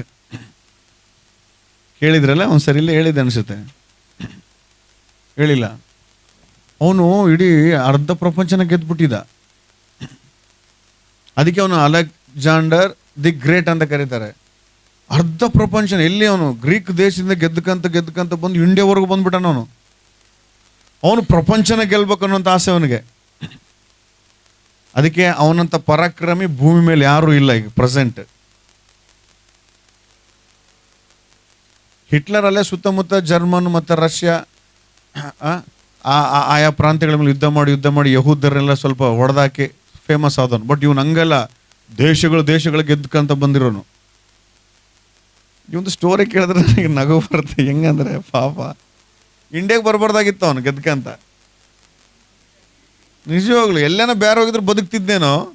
ಇಂಡಿಯಾನಾಗೆ ಯಾಕೆ ಬಂದ್ಬಿಟ್ಟೆ ಅಂದರೆ, ಇಂಡಿಯಾನಾಗೆ ಅವನು ಹೋಗೋವಾಗ ಯಾಕೆ ಸತ್ತ ಅಂತೇಳಿ ನಿಮ್ಗೆ ಅರ್ಥ ಆಗ್ತದೆ. ಈಗ ಇಂಡಿಯಾನಾಗ ಬಂದು ಜ್ವರ ಬಂತು, ದಾರಿನ ಹೋಗೋವಾಗ ಸತ್ತೋಗ್ಬಿಟ್ಟ. ಇಂಡಿಯಾದಿಂದ ಹೋಗೋವಾಗ ಸತ್ತೋದ, ಗ್ರೀಕ್ ದೇಶಕ್ಕೆ ಹೋಗೋವಾಗ ದಾರಿ ಮಧ್ಯದಾಗೆ. ಏನು ಜ್ವರ ಬಂತು ಅಂತಂದರೆ ಅವನಿಗೆ ಮಲೇರಿಯಾ ಜ್ವರ ಬಂತು. ಅವಾಗಿನ ಕಾಲದಾಗ ಮಲೇರಿಯಾ ಟೈಫಾಯ್ಡ್ಗಳಿಗೆ ಮೆಡಿಸಿನ್ ಇಲ್ಲ, ಇವಾಗ ಬಂದವು ಅವೆಲ್ಲ. ನಾನು PUC ಹೋದಾಗ ನಾನು ಟೈಫಾಯ್ಡ್ ಬಂದಿತ್ತಲ್ಲ, 40 ದಿನ ಇತ್ತು ಅದು ಜ್ವರ. ಈಗ ಒಂದು ವಾರದಲ್ಲೇ ಕ್ಲಿಯರ್ ಮಾಡ್ತಾರೆ ಅದನ್ನು. ನನಗೆ ಒಂದು ಓದಿದಾಗ ಅವನಿಗೆ ಅಯ್ಯೋ ಅನ್ಸೋದು ಏನಂದ್ರೆ, ಇವನ ಮುಖಾಂತರ ನಮ್ಗೆ ದೇವ್ರು ಏನು ತಿಳಿಸ್ತಾನಂದ್ರೆ, ಅವನು ಎಷ್ಟೆಷ್ಟೋ ಪರಾಕ್ರಮ ಕಾರ್ಯಗಳನ್ನು ಮಾಡಿ ದೇಶಗಳನ್ನ ಗೆದ್ಕೊಂಡು ಬಂದವನು ಇಂಡಿಯಾಗೆ ಬಂದು ಮಲೇರಿಯಾ ಒಂದು ಸೊಳ್ಳೆ, ಅನಾಫಿಲಿಸ್ ಸೊಳ್ಳೆನ ಕಡಿತದ. ಅನಾಫಿಲಿಸ್ ಅಲ್ಲ ಅದು ಮಲೇರಿಯಾ ರೋಗಕ್ಕೆ ಕಾರಣವಾದ ಸೊಳ್ಳೆ ಹೆಸರು ಅನಾಫಿಲಿಸ್. ಒಂದು ಸೊಳ್ಳೆ ಕಡೆ ಸತ್ತೋತಾನೆ ಇವನು. ನನಗೆ ಇವನ್ನ ನೋಡಿ ಅದು ಹಿಸ್ಟ್ರಿ ಓದಿದ ಮೇಲೆ ಭಾಳ ನಕ್ಕಿದ್ದೇನೆಂದರೆ, ಇವನು ಕತ್ತಿಗಳು ಹಿಡ್ಕೊಂಡು ಕುದುರೆಗಳ ಮೇಲೆ ಬಂದು ಶತ್ರುಗಳು ಕೂತಿಗಳನ್ನ ಹಂಗೆ ರುಂಡ ಚೆಂಡಾಡಿ ಹಂಗೆ ಫುಟ್ಬಾಲ್ ಒದ್ದಂಗೆ ಒದ್ದು ಬಂದಿರೋ ಗಂಡುಗಲಿ. ನಮ್ಮದು ಒಂದೇ ಸೊಳ್ಳೆ ಟೀಕ್ ಅಂದರೆ ದಾರಾಗ ಮಟಾಶ್ ಅಂತಾರೆ ಇವನು. ಇದು ಹೆಂಗಿದೆ ನೋಡಲ್ಲ. ಈಗ ಹೇಳ್ರಿ, ಏನಾಯ್ತು ಅವನ ಕಡೆ? ನಾನು ಹೇಳ್ತಿರೋದೇನೆಂದರೆ, ದೇವ್ರ ವಾಕ್ಯ, ನಿತ್ಯತ್ವ, ನಿನ್ನ ಆತ್ಮರಕ್ಷಣೆ, ಇವನ್ನೇ ನೀನು ಜಾಸ್ತಿ ಫೋಕಸ್ ಮಾಡಬೇಕಾಗಿರೋದು ಭೂಮಿ ಮೇಲೆ. ನಿನ್ನ ಆತ್ಮ ದೇವರ ರಾಜ್ಯಕ್ಕೆ ಹೋಗುತ್ತೋ ಇಲ್ಲೋ ಅದನ್ನ ತಿಳ್ಕೊಳ್ಬೇಕಾಗಿರೋದು ಇಲ್ಲಿ ಬೇಕಾಗಿರೋದು. ಈ ಥರ ಭಾಳ ವಿಷಯಗಳು ಹೇಳ್ತಾನೆ, ನಾನು ಹಗಲೆಲ್ಲ ಹೇಳ್ತಾನೆ ನಿಮಗೆ, ಚಿತ್ರ ಸಂಗತಿಗಳು. ಇವನು ಹಿಟ್ಲರ್ ಗೊತ್ತಲ್ಲ ನಿಮಗೆ, 40,000 4,000 ಯಹೂದ್ಯರನ್ನ ಕುತ್ತಿಗೆ ಕೊಯ್ತಾನ ಅವನು. ಹಂಗೆ ಲೈನ್ಗೆ ನಿಂದಿಸಿ ಕೊಯ್ತಾನೆ ನೀಟಾಗಿ. ಆ ರಕ್ತ ಯಹೂದ್ಯರೆಲ್ಲ ಹಂಗೆ ಸತ್ತು. ಹಿಟ್ಲರ್ ಅಂದ್ರೆ ಸುಮ್ಮನೆ 2ನೇ ಪ್ರಪಂಚ ಯುದ್ಧಕ್ಕೆ ಕಾರಣ. ಅವನಂದ್ರೆ ಸುಮ್ಮನೆ ಬಾಂಬ್ ಹಾಕಿದ್ರೆ ಇಡೀ ಜಪಾನ, ಹಿರೋಶಿಮಾ, ನಾಗಸಾಕಿ ಸುಮ್ಮನೆ ಹಂಗೆ ಭಯಂಕರ ಟೆರರಿಸ್ಟ್ ಇದ್ದಂಗೆ ಅವನು. ಏನಾಯ್ತು ಅನ್ಕೋತ ಪಾಪ. ಇವ್ರು ದೊಡ್ಡವರಲ್ಲಿ ಹೆಂಗಂಗೋ ಸತ್ತಾರತ್ತೆ. ಭಾಳ ಆಶ್ಚರ್ಯ ಆಗ್ತದೆ. ಒಂದು ದಿವಸ ಮನೇಲಿ ಮಲಗಿದ್ನು, ತನ್ನ ಪ್ರೇಯಸಿ ಲವರ್ ಏನು ಹೇಳಿದ್ಲೇನು ಮತ್ತೆ ಐ ಹೇಟ್ ಯು ಅಂದ್ಬಿಟ್ಟಿರ್ತಾಳೇನೋ, ಮತ್ತು ಐ ಡೋಂಟ್ ಲವ್ ಯು ಅಂದ್ರೆ ಏನಂದೇನು ಗೊತ್ತಿಲ್ಲ. ಇವನು ವಿಷಯ ಕೂಡ ಸತ್ತೋಗ್ಬಿಡ್ತಾನೆ. ಈಗ ಗೊತ್ತಾಗುತ್ತೆ ಬದುಕೋದಕ್ಕೆ ಫೇಮಸ್ ಆಗಿರೋದು ಬೇಕಾಗಿಲ್ಲ, ಬದುಕೋದಕ್ಕೆ ಡಾಕ್ಟರ್ಗಳು ಬೇಕಾಗಿಲ್ಲ, ಬದುಕೋದಕ್ಕೆ ದುಡ್ಡು ಬೇಕಾಗಿಲ್ಲ, ದೇವರ ಕೃಪೆ ಇರ್ಬೇಕು ನಿನಗೆ. ಆ ಕೃಪೆಯನ್ನು ಹೊಂದಿಕೊಳ್ಳೋದಕ್ಕೆ ನೀನು ಆಲಯದಲ್ಲಿ ಕಾಣಿಸಿಕೊಂಡು ದೇವರ ಫೇವರ್ನ, ದೇವರಿಂದ ಒಂದು ಮೆಚ್ಚುಗೆಯನ್ನು ಪಡೆಯೋದಕ್ಕಾಗಿ ಆಲಯದಲ್ಲಿ ಬಂದು, ಯೇಸುವೆ ನೀನು ಎಷ್ಟು ಒಳ್ಳೆ ದೇವರಪ್ಪ, ನೀನು ಎಷ್ಟು ಕೃಪೆ ಕೊಡ್ತಾ ಇದ್ದೀನಿ, ನನಗೆ ಜೀವನ ಕೊಟ್ಟು ನಾನು ಎಲ್ಲೆಲ್ಲೋ ಹೋಗಿ ಎಲ್ಲೆಲ್ಲೋ ತಿರುಗಿ ನಿನ್ನಿಂದ ದೂರ ಆದರೂ ಕೂಡ ಮತ್ತೆ ಕರ್ಕೊಂಬಂದು ಆಲಯದಲ್ಲಿ ಕೂಡಿಸಿ ನೀನು ಎಷ್ಟು ಒಳ್ಳೆ ದೇವರಂತ ತಿಳ್ಕೊಂಡು ಆತನ ಆರಾಧಿಸೋದು ಬೇಕಾತನಿಗೆ. ಯೇಸು ಕ್ರಿಸ್ತನ ತಿಳಿಯೋದಕ್ಕೆ ಎಲ್ಲವನ್ನ ನಷ್ಟವನ್ನು ಎಣಿಸಿದ್ನು. ಇವತ್ತು ನಾವು ಆತನ ಸನ್ನಿಧಾನದಲ್ಲಿ ಬಂದು ಎಷ್ಟು ಆತನ ತಿಳ್ಕೊಳ್ತಾ ಇದ್ದಾವೆ, ಏನೇನ ಕಳ್ಕೊಳ್ತಾ ಇದ್ದಾವೆ ಆತನಿಗಾಗಿ. ಆ ಯೇಸು ಕ್ರಿಸ್ತನ ಪ್ರಾಣ ಕೊಟ್ಟು ಮತ್ತೆ ಮರಣವನ್ನು ಜಯಿಸಿ ಮೃತ್ಯುಂಜಯನಾಗಿ ತಿರುಗಿ ಹೋದ ನಂತರ ಶಿಷ್ಯಂದ್ರೆಲ್ಲರೂ ಕೂಡ ತಮ್ಮ ತಮ್ಮ ಪ್ರಾಣಗಳನ್ನ ಕೊಟ್ಟರು. ಈ ಆತ್ಮೀಯತೆ ಅಂದರೆ ಇಟ್ಸ್ ನಾಟ್ ಅ ಫ್ಯಾಷನ್ ಅಲ್ಲ, ಇದು ಒಂದು ವೈರಾಗ್ಯ, ದೇವರಿಗಾಗಿ ಬದುಕಬೇಕಾದ್ರೆ ಒಂದು ಛಲ, ಹಠ. ಪರಲೋಕ ರಾಜ್ಯವನ್ನು ಸ್ವಂತ ಮಾಡಿಕೊಳ್ಳೋದು ಸುಮ್ಮನೆ ಚರ್ಚ್ಗೆ ಹೋಗಿ ಬಂದು ಕಾಣಿಕೆ ಕೊಟ್ಟು ದೀಕ್ಷೆ, no no no no no. ಈ ಶರೀರದ ವಿರುದ್ಧ ಹೋರಾಡಿ ಇದನ್ನು ಜಯಿಸುವಂಥದ್ದು. ಇದು ನಿನಗೆ ಹೇಳುತ್ತೆ, ತಿನ್ನೋ, ಕುಡಿ, ಎಂಜಾಯ್ ಮಾಡೋ, ತಿರುಗು, ಇಷ್ಟಾನುಸಾರವಾಗಿ ಬದುಕು, ನಂತರ ಈ ಲೋಕದ ಎಲ್ಲ ಸಂತೋಷವನ್ನು ಅನುಭವಿಸುವಂತಿದೆ ಹೇಳುತ್ತೆ. ಇದನ್ನು ಹತ್ತಿಟ್ಟು ಕ್ರಿಸ್ತನ ತಿಳಿದುಕೊಳ್ಳೋದಕ್ಕಾಗಿ ಅದನ್ನು ಕಸ ಅಂತ ಭಾವಿಸೋದೆ ಆತ್ಮೀಯತೆ. ಹಲ್ಲೆಲೂಯ. ಅದಕ್ಕಾಗಿ ದೇವರು ನಮ್ಮ ಜೊತೆ ಮಾತಾಡ್ತಾ ಇದ್ದಾನೆ. ಇವತ್ತು ಸಭೆಗಳಲ್ಲಿ ಅನೇಕರು ಬಲಹೀನರಾಗ್ಬಿಟ್ಟಿದ್ದಾವೆ. ನಾವು ಬಹಳ ಬಲಹೀನರು. ದೇವರು ನಮ್ಮ ನೋಡಿ ದುಃಖ ಪಡ್ತಾ ಇದ್ದಾನೆ. ಎಷ್ಟೋ ಬಲಹೀನರು. ಆ ದೇವರ ಮಹಿಮೆ ನಿನ್ನ ಶರೀರದಲ್ಲಿ ಇಲ್ವೇ ಇಲ್ಲ, ದೇವರ ಪ್ರಸನ್ನತೆ ಇಲ್ಲ, ಆರಾಧನೆ ಮಾಡುವಾಗ ದೇವರನ್ನ ಅನುಭವಿಸುವಂಥ ಒಂದು ಆ ಅವಕಾಶಗಳಿಲ್ಲ ನಿನ್ನ ಶರೀರದಲ್ಲಿ. ಆಲೋಚನೆಗಳು ಕೆಟ್ಟೋಗ್ಬಿಟ್ಟಿದ್ದಾವೆ, ನೋಟಗಳು ಕೆಟ್ಟೋಗಿದ್ದಾವೆ. ಇವತ್ತಿನ ಮೊಬೈಲ್ಗಳು, ಇವತ್ತಿನ ಸಹವಾಸಗಳು, ಇವತ್ತಿನ ಲೋಕದ ಜನಗಳು, ಸಿನಿಮಾಗಳು ಎಲ್ಲರನ್ನ ದೇವರಿಂದ ದೂರ ಕರ್ಕೊಂಡು ಹೋಗ್ಬಿಟ್ಟಿದ್ದಾವೆ. ಒಬ್ಬ ತಂದೆಗೆ ಮಗನು ದೂರ ಹೋದಾಗ ಎಷ್ಟು ಬಾಧೆ ಆಗುತ್ತೆ. ಯಾವುದೋ ಹಾಸ್ಟೆಲಾಗಿ ಬಿಟ್ಟು ಬರುವಾಗ ತಂದೆ ಅಳ್ತಾನೆ, ತಾಯಿ ಅಳ್ತಾಳೆ. ಹಾಗೇನೆ ನಿನ್ನ ಸೃಷ್ಟಿಸಿರುವಂಥ ದೇವರು, ನೀನು ದಿನ ದಿನ ದಿನ ದಿನ ದೇವರಿಂದ ದೂರ ಹೋಗ್ತಾ ಇದ್ರೆ ಆತ ನಿನಗಾಗಿ ಅಳ್ತಾ ಇದ್ದಾನೆ. ಅನೇಕರು ಆತ್ಮಿಕವಾಗಿ ತಣ್ಣಗಾಗಿರುವಂಥ ಪರಿಸ್ಥಿತಿ. ಅದಕ್ಕಾಗಿ ದೇವರು ಈ ಒಂದು ಕೂಟದಲ್ಲಿ ಮಾತಾಡೋ ವಿಷಯ ಏನು ಅಂತಂದರೆ, ನೀನು ಕ್ರಿಸ್ತನಿಗಾಗಿ ಬದುಕಬೇಕು. ಪೌಲನು ಹೇಳಿದ ಹಾಗೆ ಸಂಪೂರ್ಣ ಮನಸ್ಸಿನಿಂದ, ಅಪ್ಪ ಇಷ್ಟು ದಿನಗಳ ಕಾಲ ನಾನು ಇದನ್ನ ಸಂತೋಷಿಸ್ತಾ ಇದ್ದೆ, ಈ ವಿಷಯದಲ್ಲಿ ಅತಿಶಯ ಪಡ್ತಾ ಇದ್ದೆ, ಇವುಗಳನ್ನು ಸ್ವಾಮಿ ದೇವರೇ ನಾನು ಘನವಾಗಿ ಎಣಿಸಿದ್ದೆ, ಇವೆಲ್ಲ ವೇಸ್ಟ್ ಸ್ವಾಮಿ, ನೀನೊಬ್ಬನೇ ಸಾಕು ನನಗೆ. ನೀನೊಂದೇ ನನಗೆ ಜೀವವನ್ನು ಕೊಟ್ಟಿದ್ದು, ನೀನೊಂದೇ ನನ್ನ ನಡೆಸೋದು, ನಿನ್ನಿಂದಲೇ ಎಲ್ಲ ಸಾಧ್ಯ, ನೀನೊಬ್ಬನೇ ಬೇಕು ಸ್ವಾಮಿ ಅಂತ ನೀನು ಯಾವಾಗ ಹೇಳ್ತೀಯೋ ಅವಾಗ ದೇವರು ನಿನ್ನ ವಿಷಯದಲ್ಲಿ ಸಂತೋಷ ಪಡೋದು. ಯಾವಾಗ ಲೌಕಿಕ ವಿಷಯಗಳ ನಷ್ಟ ಅಂತೇಳಿ ನಾವು ಆತ್ಮಿಕ ವಿಷಯಗಳು ಕಲಿತಾ ಹೋಗ್ತೇವೋ, ಈ ಆತ್ಮ ದೇವರಿಗಾಗಿ ಗಟ್ಟಿಗೊಂಡು ಪರಿಶುದ್ಧವಾಗಿ ನಿಂತು ಆತನ ಬರೋಣಕ್ಕೆ ಸಿದ್ಧವಾಗ್ತದೆ.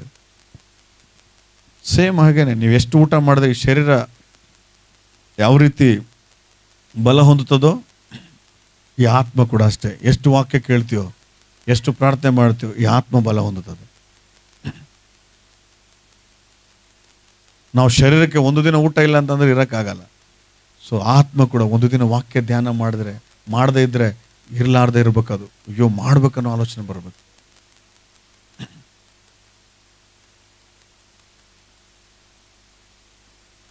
ಒಂದ್ಸರಿ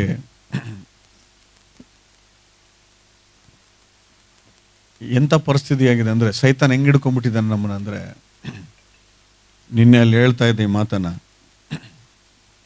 ತಂದೆ ಮಗ ಇಬ್ಬರು ಬೇಟೆ ಆಡೋದಕ್ಕೆ ಅಡವಿಗೆ ಹೋದ್ರಂತ. ತಂದೆ ಮಗ ಇಬ್ಬರು ಬೇಟೆ ಆಡೋದಕ್ಕೆ ಅಡವಿಗೆ ಹೋದ್ರೆ ಪಕ್ಷಿಗಳನ್ನ ಬೇಟೆ ಆಡ್ಕೊಂಡು ಬರೋಂಥ ಪ್ಲಾನ್ ಮಾಡ್ಕೊಂಡು ಹೋದಾಗ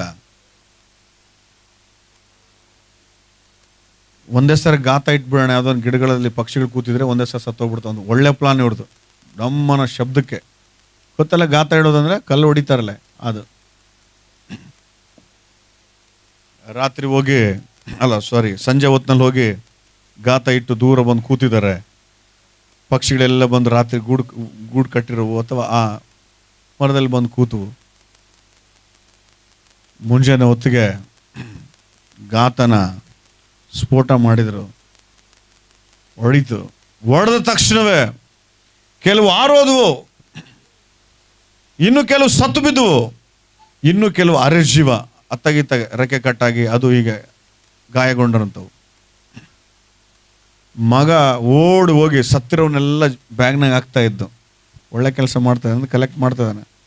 ಬಟ್ ಅವ್ರ ಡ್ಯಾಡಿ ಬಂದು ಒಂದೇಟು ಹೊಡೆದ. ಇವ್ನಿಗೆ ಅರ್ಥನೇ ಆಗಲಿಲ್ಲ. ನಮ್ಮಪ್ಪ ಅದಕ್ಕೆ ಕರ್ಕೊಂಬಂದಾನೆ, ಮತ್ತೆ ಯಾಕೆ ಹೊಡಿತಾನೆ ಅಂತೇಳಿ. ಅವನು ಒಂದು ಮಾತು ಹೇಳಿದೆ, ಸತ್ತಿರೋ ಇವತ್ತಿದ್ರು ನಮ್ಮವೇ, ಆರೋಗವು ಅರ್ಧ ಗಾಯ ಆಗಿ ಆರೋಗ್ತಾವಲ್ಲ ಅವನ್ನ ಹಿಡಿಬೇಕು ನೀನು. ಆರೋಗ್ಯದ ಅಂತ ಹೋಗ್ಬಿಟ್ಟು ಅವಾಗ ಸಿಗಲ್ಲ. ಸ್ವಲ್ಪ ಗಾಯ ಆಗ್ಯಾವಲ್ಲ, ಇನ್ನು ಸ್ವಲ್ಪ ಹೊತ್ತಿದ್ರೆ ಅವು ಕೂಡ ಆರೋಗ್ತವೆ, ಅವನ್ನ ಹಿಡಿಬೇಕು ನೀನು. ಈ ಸತ್ತಿದ್ರು ಎಷ್ಟೊತ್ತಿದ್ರು ನಮ್ಮವೇ. ಇವತ್ತು ಚರ್ಚ್ನಲ್ಲಿ ಸೇಮ್ ಇದೇ ಪರಿಸ್ಥಿತಿ.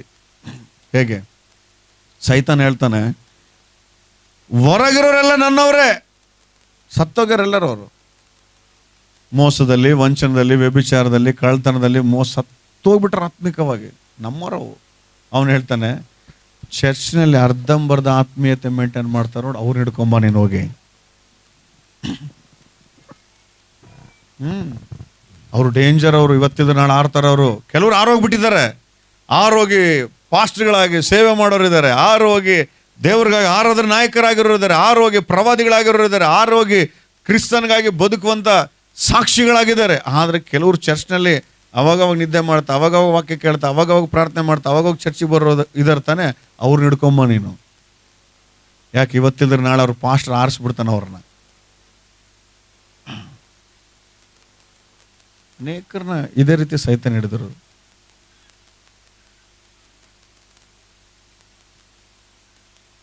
ಅದಕ್ಕಾಗಿ ನಿನ್ನ ಪರಿಸ್ಥಿತಿ ಹೇಗಿರ್ಬೇಕಂದ್ರೆ, ನೋಡಿದ್ರೆ ಇವರು ಆತ್ಮೀಯರು ಅಂತ ಮಾತಾಡ್ಬೇಕು. ನನ್ನೇ ಕರೆಸಿದ್ರಿ ನೀವು, ಅಲ್ಲಿಂದ ಆತ್ಮಿಕವಾಗಿದ್ದಾನೆ ಅಂತ ಕರೆಸಿದ್ರಿ. ನೀವೇ ಇರ್ಬೋದಲ್ಲ ಆತ್ಮಿಕವಾಗಿ. ಏನು ದೇವ್ರು ಬೇಡಂದನ? ಬೇಡಂದಿಲ್ಲಲ್ಲ. ಓಕೆ, ಸತೀಶ್ ಪಾಸ್ಟರ್ ನೀವು ನಿಮ್ಮನ್ನ ಯಾಕೆ ಕರೆಸಿದ್ರು?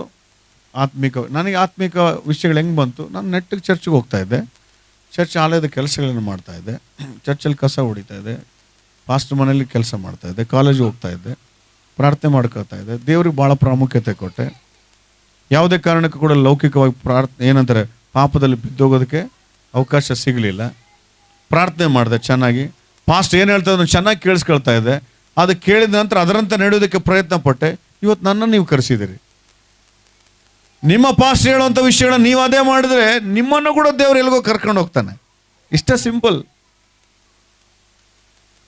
ಈ ಆತ್ಮೀಯತೆ ಅನ್ನೋದು ಯಾರ ಸ್ವತ್ತಲ್ಲ. ಅದು ನಾನು ಒಬ್ಬನೇ ಆತ್ಮೀಕವಾಗಿರ್ಬೇಕು, ನನ್ನ ಮಾತುಗಳೇ ಕೇಳಬೇಕಿಲ್ಲ. ನಿಮ್ಮನ್ನು ಕೂಡ ದೇವ್ರು ಆಶೀರ್ವದಿಸ್ತಾನೆ, ನಿಮ್ಮನ್ನು ಕೂಡ ದೇವ್ರು ಉನ್ನತ ಸ್ಥಾನಕ್ಕೆ ಕರ್ಕೊಂಡು ಹೋಗ್ತಾನೆ. ಆದರೆ ನಿಮಗೆ ನನಗೆ ವ್ಯತ್ಯಾಸ ಏನು ಅಂತಂದರೆ, ನಾನು ವಾಕ್ಯ ಕೇಳಿದ ನಂತರ, ನಮ್ಮ ಆತ್ಮೀಯ ತಂದೆಯವರು ಹೇಳಿದ ನಂತರ ಅದು ಹೆಂಗೆ ಹೇಳುತ್ತೋ ಹಂಗೆ ನಡೆದಿನಂತಲ್ಲ, ನಡೆಯೋದಕ್ಕೆ ಪ್ರಯತ್ನ ಮಾಡಿದಾಗ ದೇವ್ರು ಸಹಾಯ ಮಾಡಿ ನಡೆಸಿದ್ದಾನೆ.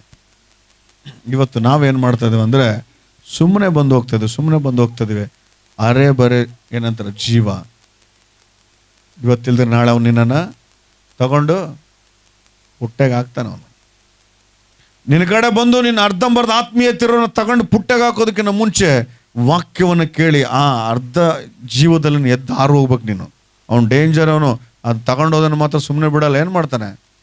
ಕಚ್ಚ ಕಡಿತಾನೆ, ನಿನ್ನನ್ನು ಕೈಮ ಮಾಡಿ ಬಿಸಾಕ್ತಾನೆ. ಅವನಿಗೆ ಕನಿಕರ ಇಲ್ಲ. ಅವನಿಗೆ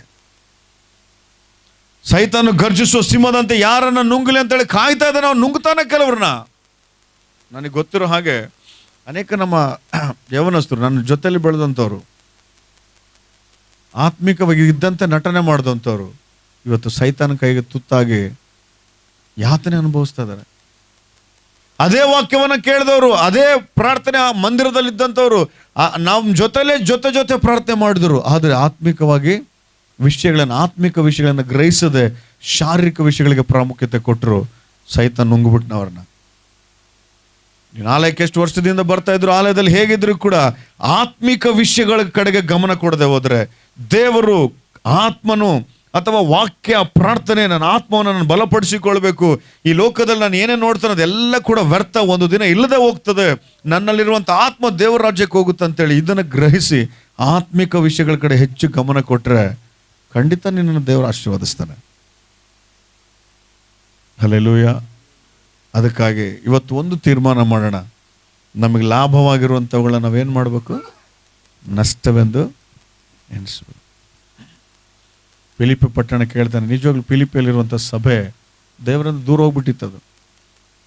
ಬರೀ ಕೆಲಸ, ಪ್ರಾರ್ಥನೆಗಳಿಲ್ಲ, ಆರಾಧನೆಗಳಿಲ್ಲ, ವಾಕ್ಯ ಇಲ್ಲ.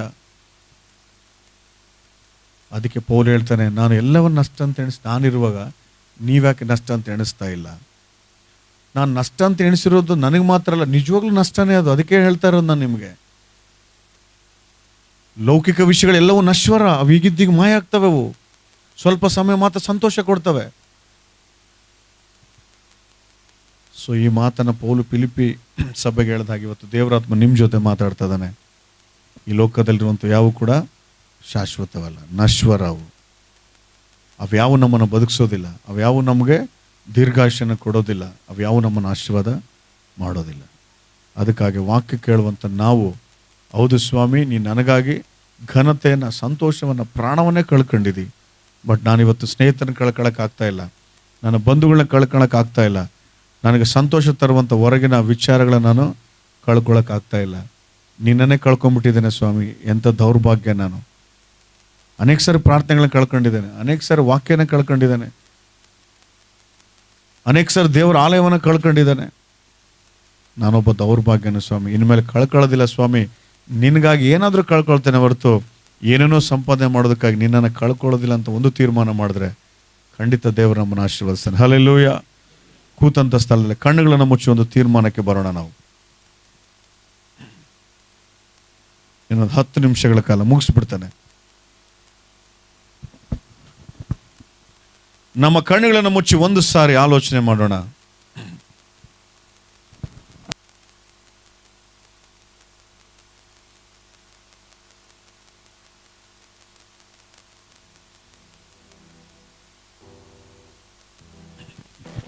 ಯೇಸು ಕ್ರಿಸ್ತನು ನಿನಗಾಗಿ ಆ ಘನತೆಯನ್ನೇ ಕಳ್ಕೊಂಡು, ಯೇಸು ಕ್ರಿಸ್ತ ನಿನಗಾಗಿ ಆ ಮಹಿಮೆ ಆರಾಧನೆಯಲ್ಲಿ ಉಂಟಾಗುವಂತ ಸಂತೋಷವನ್ನ ಕಳ್ಕೊಂಡು, ಯೇಸು ಕ್ರಿಸ್ತನು ನಿನಗಾಗಿ ಪ್ರಾಣವನ್ನ, ರಕ್ತ ಚೆಲ್ಲಿ ಪ್ರಾಣವನ್ನೇ ಕಳ್ಕೊಂಡು, ಫಿಲಿಪಿಯಲ್ಲಿರುವಂತ ಸಭೆಗೆ ಪೌಲನು ಹೇಳ್ತಾ ಇದ್ದಾನೆ, ಫಿಲಿಪಿ ಪಟ್ಟಣದವರೇ, ನೀವು ಮುಂಚೆ ತುಂಬಾ ಆತ್ಮಿಕವಾಗಿದ್ರಿ, ತುಂಬಾ ಬಲವಾಗಿದ್ರಿ, ಆದರೆ ನೀವು ಕ್ರಿಸ್ತನಿಗಾಗಿ ಏನನ್ನು ಎಲ್ಲವನ್ನ ಕಳ್ಕೊಂಡು ಕ್ರಿಸ್ತನ ಪಡೆಯೋದಕ್ಕಾಗಿ ಮುಂಚೆ ಆಸಕ್ತರಾಗಿದ್ರಿ. ಆದರೆ ಕಾಲ ಗತಿಸಿದ ಹಾಗೆಲ್ಲ ಲೌಕಿಕ ವಿಷಯಗಳ ಕಡೆಗೆ ಹೆಚ್ಚಿನ ಗಮನವನ್ನು ಕೊಟ್ಟು, ಲೌಕಿಕ ವಿಷಯಗಳ ಕಡೆಗೆ ಹೆಚ್ಚಿನ ಆಸಕ್ತಿಯನ್ನು ಕೊಟ್ಟು ದೇವರನ್ನೇ ಕಳ್ಕೊಳ್ತಾ ಇದ್ದೀರಾ ನೀವು, ಪ್ರಾರ್ಥನೆಗಳನ್ನ ಕಳ್ಕೊಳ್ತಾ ಇದ್ದೀರಾ ನೀವು, ದೇವರಿಗೆ ಸಂಬಂಧ ವಿಷಯಗಳನ್ನ, ಆತ್ಮನ ವಿಷಯಗಳನ್ನ, ನಿತ್ಯತ್ವದ ವಿಷಯಗಳನ್ನ, ಆತ್ಮಾನಂದವನ್ನೇ ಕಳ್ಕೊಂಡು ಈ ಲೋಕದಲ್ಲಿ ಸಂತೋಷ ಪಡ್ತಾ ಇದ್ದೀರಾ. ದೇವರಿನ ಜೊತೆ ಮಾತಾಡ್ತಾ ಇದ್ದಾನೆ. ಹೇಳ್ತೀಯ ದೇವರಿಗೆ? ಪೌಲನು ಹೇಳಿದ್ದು, ಕ್ರಿಸ್ತನನ್ನ ತಿಳ್ಕೊಳ್ಳುವ ಒಂದೇ ಒಂದು ಕಾರಣಕ್ಕಾಗಿ ನಾನು ಎಲ್ಲವನ್ನ ನಷ್ಟವೆಂದು ಎಣಿಸ್ತಾ ಇದ್ದಾನೆ, ನಷ್ಟವೆಂದು ಎಣಿಸ್ತಾ ಇದ್ದಾನೆ. ಇವತ್ತು ನಾವುಗಳು ಆ ವಾಕ್ಯವನ್ನು ಓದೋದಕ್ಕಾಗಿ, ಪ್ರಾರ್ಥನೆಗಳನ್ನು ಮಾಡೋದಕ್ಕಾಗಿ, ಆಲಯದಲ್ಲಿ ಆತನನ್ನು ಸ್ತುತಿಸುವುದಕ್ಕಾಗಿ ಏನನ್ನ ಕಳ್ಕೊಂಡಿದ್ದೇವೆ? ಅನೇಕ ಸಾರಿ ಯಾವುದೋ ಕಾರ್ಯಕ್ರಮಗಳಿದಾವೆ ಅಂತೇಳಿ, ಅನೇಕ ಸಾರಿ ಲೋಕದ ಜನರು ನನ್ನನ್ನು ಕರೀತಾ ಇದ್ದಾರೆ ಅಂತೇಳಿ, ಅನೇಕ ಸಾರಿ ನಮ್ಮ ಬಂಧುಗಳು ನಮ್ಮ ಮೇಲೆ ಬೇಜಾರಾಗಿ ಬಿಡ್ತಾರೆ ಅಂತೇಳಿ ಕ್ರಿಸ್ತನನ್ನೇ ಕಳ್ಕೊಂಡಿದ್ದಾವೆ. ಮಹಿಮೆಯ ಆರಾಧನೆಗಳನ್ನ ಕಳ್ಕೊಂಡಿದ್ದಾವೆ, ಪ್ರಾರ್ಥನೆಗಳನ್ನ ಕಳ್ಕೊಂಡಿದ್ದಾವೆ, ದೇವರು ಕೊಡುವಂತ ಆಶೀರ್ವಾದಗಳನ್ನ ಕಳ್ಕೊಂಡಿದ್ದಾವೆ. ಪ್ರೀತಿಯ ಸಹೋದರ ಸಹೋದರಿ, ಈ ಲೋಕದಲ್ಲಿ ಏನನ್ನ ಅತಿಶಯವಾಗಿ ಕಾಣ್ತಾ ಇದೆಯೋ ಒಂದು ದಿನ ಅದು ಇರೋದಿಲ್ಲ.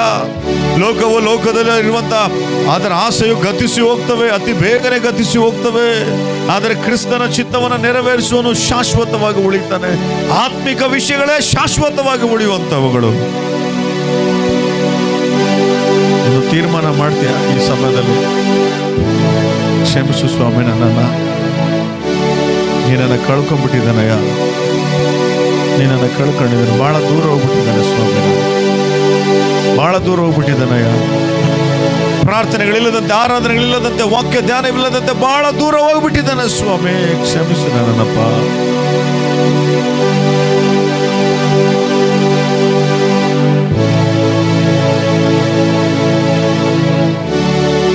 ಈ ದಿನದಿಂದ ಸ್ವಾಮಿ ನಿನ್ನ ತಿಳ್ಕೊಳ್ಳೋದಕ್ಕೆ ಪ್ರಯತ್ನ ಪಡ್ತಾನೆ. ಈ ದಿನದಿಂದ ಸ್ವಾಮಿ ನಿನ್ನನ್ನು ಅರಿಯುವುದಕ್ಕೆ ಪ್ರಯತ್ನ ಮಾಡ್ತಾನೆ ಸ್ವಾಮಿ. ಈ ದಿನದಿಂದ ಸ್ವಾಮಿ ವಾಕ್ಯ ಓದ್ತಾನೆ, ಪ್ರಾರ್ಥಿಸ್ತಾನೆ. ಈ ದಿನ ಮೊದಲುಗೊಂಡಯ್ಯ ಆತ್ಮಿಕ ವಿಷಯಗಳಿಗೆ ಹೆಚ್ಚು ಪ್ರಾಮುಖ್ಯತೆ ಕೊಡ್ತಾನೆ. ಕೃಪೆ ಕೊಟ್ಟು ನಡೆಸು ನನಗೆ, ಕೃಪೆ ಕೊಟ್ಟು ನಡೆಸು ನನಗೆ. Thank you Jesus. ತೀರ್ಮಾನ ಮಾಡೋಣ, ಎಲ್ಲರೂ ಕೂಡ ಒಂದು ತೀರ್ಮಾನಕ್ಕೆ ಬರೋಣ.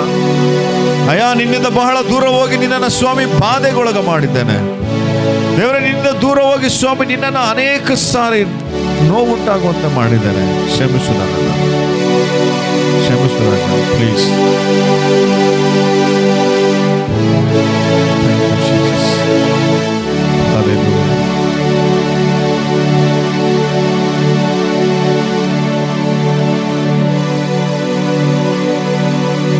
ಸೌಂದರ್ಯದ ಶಿರಸಿಗೆ ಮುಳ್ಳಿನ ಕಿರೀಟ ಧರಿಸಿಕೊಂಡೆ, ದುಷ್ಟರ ಮುಗಿತವನ್ನು ಸುಂದರ ಮುಖಕ್ಕೆ ಮುಗಿಸಿಕೊಂಡೆ. ಶಿಲುಬೆಯ ಮೇಲೆ ಆತ ನಿನಗಾಗಿ ಎಲ್ಲವನ್ನ ಕಳ್ಕೊಂಡಿದ್ದಾನೆ. ನಾವೇನು ಕಳ್ಕೊಳ್ತಾ ಇದ್ದೇವೆ? ನಿನ್ನ ಸೌಂದರ್ಯದ ಸೊಗಸು ಸ್ವಲ್ಪವೂ ಕಾಣದಾಯ್ತು. ಸೌಂದರ್ಯವನ್ನು ಕೂಡ ಕಳ್ಕೊಂಡಾತನು. ನಿನ್ನ ಸೌಂದರ್ಯದ ಸೊಗಸು ಸ್ವಲ್ಪವೂ ಕಾಣದಾಯ್ತು. ಈ ಸಹಿಸಿದ ಪ್ರೇಮಕ್ಕಾಗಿ ನನ್ನನ್ನೇ ಅರ್ಪಿಸುವೆ. ಹೇಳ್ತಿದ್ದೆ ದೇವರಿಗೆ, ಅಯ್ಯ, ಈ ಸಹಿಸಿದ ಪ್ರೇಮಕ್ಕಾಗಿ ನನ್ನನ್ನೇ ಅರ್ಪಿಸುವೆ. ಈ ಸಹಿಸಿದ ಪ್ರೇಮಕ್ಕಾಗಿ ನನ್ನನ್ನೇ ಅರ್ಪಿಸುವೆ. ಶಿಲುಬೆಯಲ್ಲಿ ನೀನೇ ತೋರಿದ ಪ್ರೇಮವ ನಾ ಮರೆಯಲಾರೆ. ರಕ್ತದ ಕಣ್ಗಳ ಮೌನ ಕರೆಯ ನಾ ನೋಡಲಾರೆ. ಜೀಸಸ್, ಶಿಲುಬೆಯಲ್ಲಿ ನೀ ತೋರಿದ ಪ್ರೇಮವ ನಾ ಮರೆಯಲಾರೆ. ರಕ್ತದ ಕಣ್ಗಳ ಮೌನ ಕರೆಯ ನಾ ನೋಡಲಾರೆ. ಸೌಂದರ್ಯದ ಶಿರಸಿಗೆ ಮುಳ್ಳಿನ ಕೀ ಮುಗಿಸಿಕೊಂಡೆ ಅಯ್ಯ ದುಷ್ಟರ ಉಗಿತವನ್ನು. ನಮಗಾಗಿ ಆತನ ಮಹಿಮೆಯನ್ನ ಘನತೆಯನ್ನ ಎಲ್ಲವನ್ನ ಕಳ್ಕೊಂಡು ನಮಗಾಗಿ ಆತನ ಅದಕ್ಕಾಗಿ ಪೌಲನು ಹೇಳ್ತಾ ಇದ್ದಾನೆ, ಆ ಕ್ರಿಸ್ತನನ್ನ ತಿಳಿಯೋದಕ್ಕಾಗಿ ನಾನು ಪ್ರಯತ್ನ ಪಡ್ತಾನೆ. ದುಷ್ಟರ ಉಗಿತವನ್ನು ಸುಂದರ ಮುಖಕ್ಕೆ ಉಗಿಸಿಕೊಂಡೆ, ನಿನ್ನ ಸೌಂದರ್ಯದ ಸೊಗಸು ಸ್ವಲ್ಪವೂ ಕಾಣದಾಯ್ತು. ನಿನ್ನ ಸೌಂದರ್ಯದ ಸೊಗಸು ಸ್ವಲ್ಪವೂ ಕಾಣದಾಯ್ತು. ಈ ಸಹಿಸಿದ ಪ್ರೇಮಕ್ಕಾಗಿ ನನ್ನನ್ನೇ ನಾ ಅರ್ಪಿಸುವೆ. ಹೇಳ್ತೀಯ ದೇವರಿಗೆ, ಈ ಸಹಿಸಿದ ಪ್ರೇಮಕ್ಕಾಗಿ ನನ್ನನ್ನೇ ನಾ ಅರ್ಪಿಸುವೆ. ಕ್ರಿಸ್ತನನ್ನು ತಿಳಿದುಕೊಳ್ಳುವುದೇ ಸರ್ವಶ್ರೇಷ್ಠವಾದದ್ದು. ಲೋಕದ ವಿಷಯಗಳು ಯಾವುವು ಶಾಶ್ವತವಲ್ಲ, ನಶ್ವರ. ಒಂದು ದಿನ ಅವು ನಿನ್ನನ್ನು ಕೈ ಬಿಟ್ಟು ಹೋಗುವಂತ ದಿನ ಬರುತ್ತೆ. ಅದಕ್ಕಾಗಿ ಪೌಲನು ಹೇಳಿದ ಹಾಗೆ, ಅಪ್ಪ, ಲೋಕದ ಎಲ್ಲ ವಿಷಯಗಳನ್ನ, ಸಂಗತಿಗಳನ್ನ, ಜನಗಳನ್ನ, ನನಗೆ ಲಾಭವಾಗಿ ಕಾಣಿಸುವಂತ ಎಲ್ಲವನ್ನ ನಾನು ನಷ್ಟವೆಂದು ಎಣಿಸಿ ನಿನ್ನನ್ನು ಪ್ರೀತಿಸ್ತಾನೆ, ನಿನ್ನನ್ನು ತಿಳ್ಕೊಳ್ತಾನೆ, ನಿನ್ನನ್ನು ಅರಿಯುವುದೇ ಶ್ರೇಷ್ಠವಂತೇಳಿ ಮುಂದೆ ಸಾಕ್ತಾನೆ. ಸ್ವಾಮಿ, ನನಗೆ ಕೃಪೆ ಕೊಡು, ನನ್ನನ್ನು ಬಲಪಡಿಸುವಂತ ತೀರ್ಮಾನ ಮಾಡಿ ಖಂಡಿತ ದೇವರ ಆಶೀರ್ವದಿಸ್ತಾನೆ. ನಮ್ಮನ್ನು ಬಹಳವಾಗಿ ಪ್ರೀತಿಸುವ ಪರಲೋಕದ ತಂದೆ, ನಿನ್ನ ನಾಮಕ್ಕೆ ಸ್ತೋತ್ರ. ದೇವ, ನಿಮ್ಮ ಆತ್ಮನಲ್ಲಿ ಸ್ವಾಮಿ ನಮ್ಮ ಜೊತೆ ನೀವು ಮಾತಾಡಿರೋದಕ್ಕಾಗಿ ಸ್ತೋತ್ರ. ಪ್ರತ್ಯೇಕವಾಗಿ ಯೇಸುವೆ, ತೀರ್ಮಾನ ಮಾಡುವಂಥ ಪ್ರತಿಯೊಂದು ಆತ್ಮವನ್ನ, ಪ್ರತಿಯೊಬ್ಬ ವ್ಯಕ್ತಿಯನ್ನ ನೀವು ಬಲಪಡಿಸಿರಿ, ಅದ್ಭುತವಾದ ಶಕ್ತಿಯಿಂದ ತುಂಬಿಸಿರಿ, ನಿತ್ಯತ್ವಕ್ಕಾಗಿ ದುಡಿಯುವಂಥ ಕೃಪೆಯನ್ನು ಅನುಗ್ರಹಿಸಿರಿ. ವಾಕ್ಯವನ್ನು ಸೈತಾನ ಕದ್ದುಕೊಂಡು ಹೋಗದಂತೆ ನಿಮ್ಮ ಕೃಪೆ ಕೊಟ್ಟು ನಡೆಸಿ ಮಹಿಮೆ ಹೊಂದಬೇಕಾಗಿ ನಮ್ಮನ್ನು ತಗ್ಗಿಸಿಕೊಂಡು ನಿಮ್ಮನ್ನು ಹೆಚ್ಚಿಸುತ್ತಾ ಯೇಸುವಿನ ಹೆಸರಲ್ಲಿ ಪ್ರಾರ್ಥಿಸಿ ಬೇಡುವುದು ದೇವರ ತಂದೆ. ಆಮೆನ್. Thank you.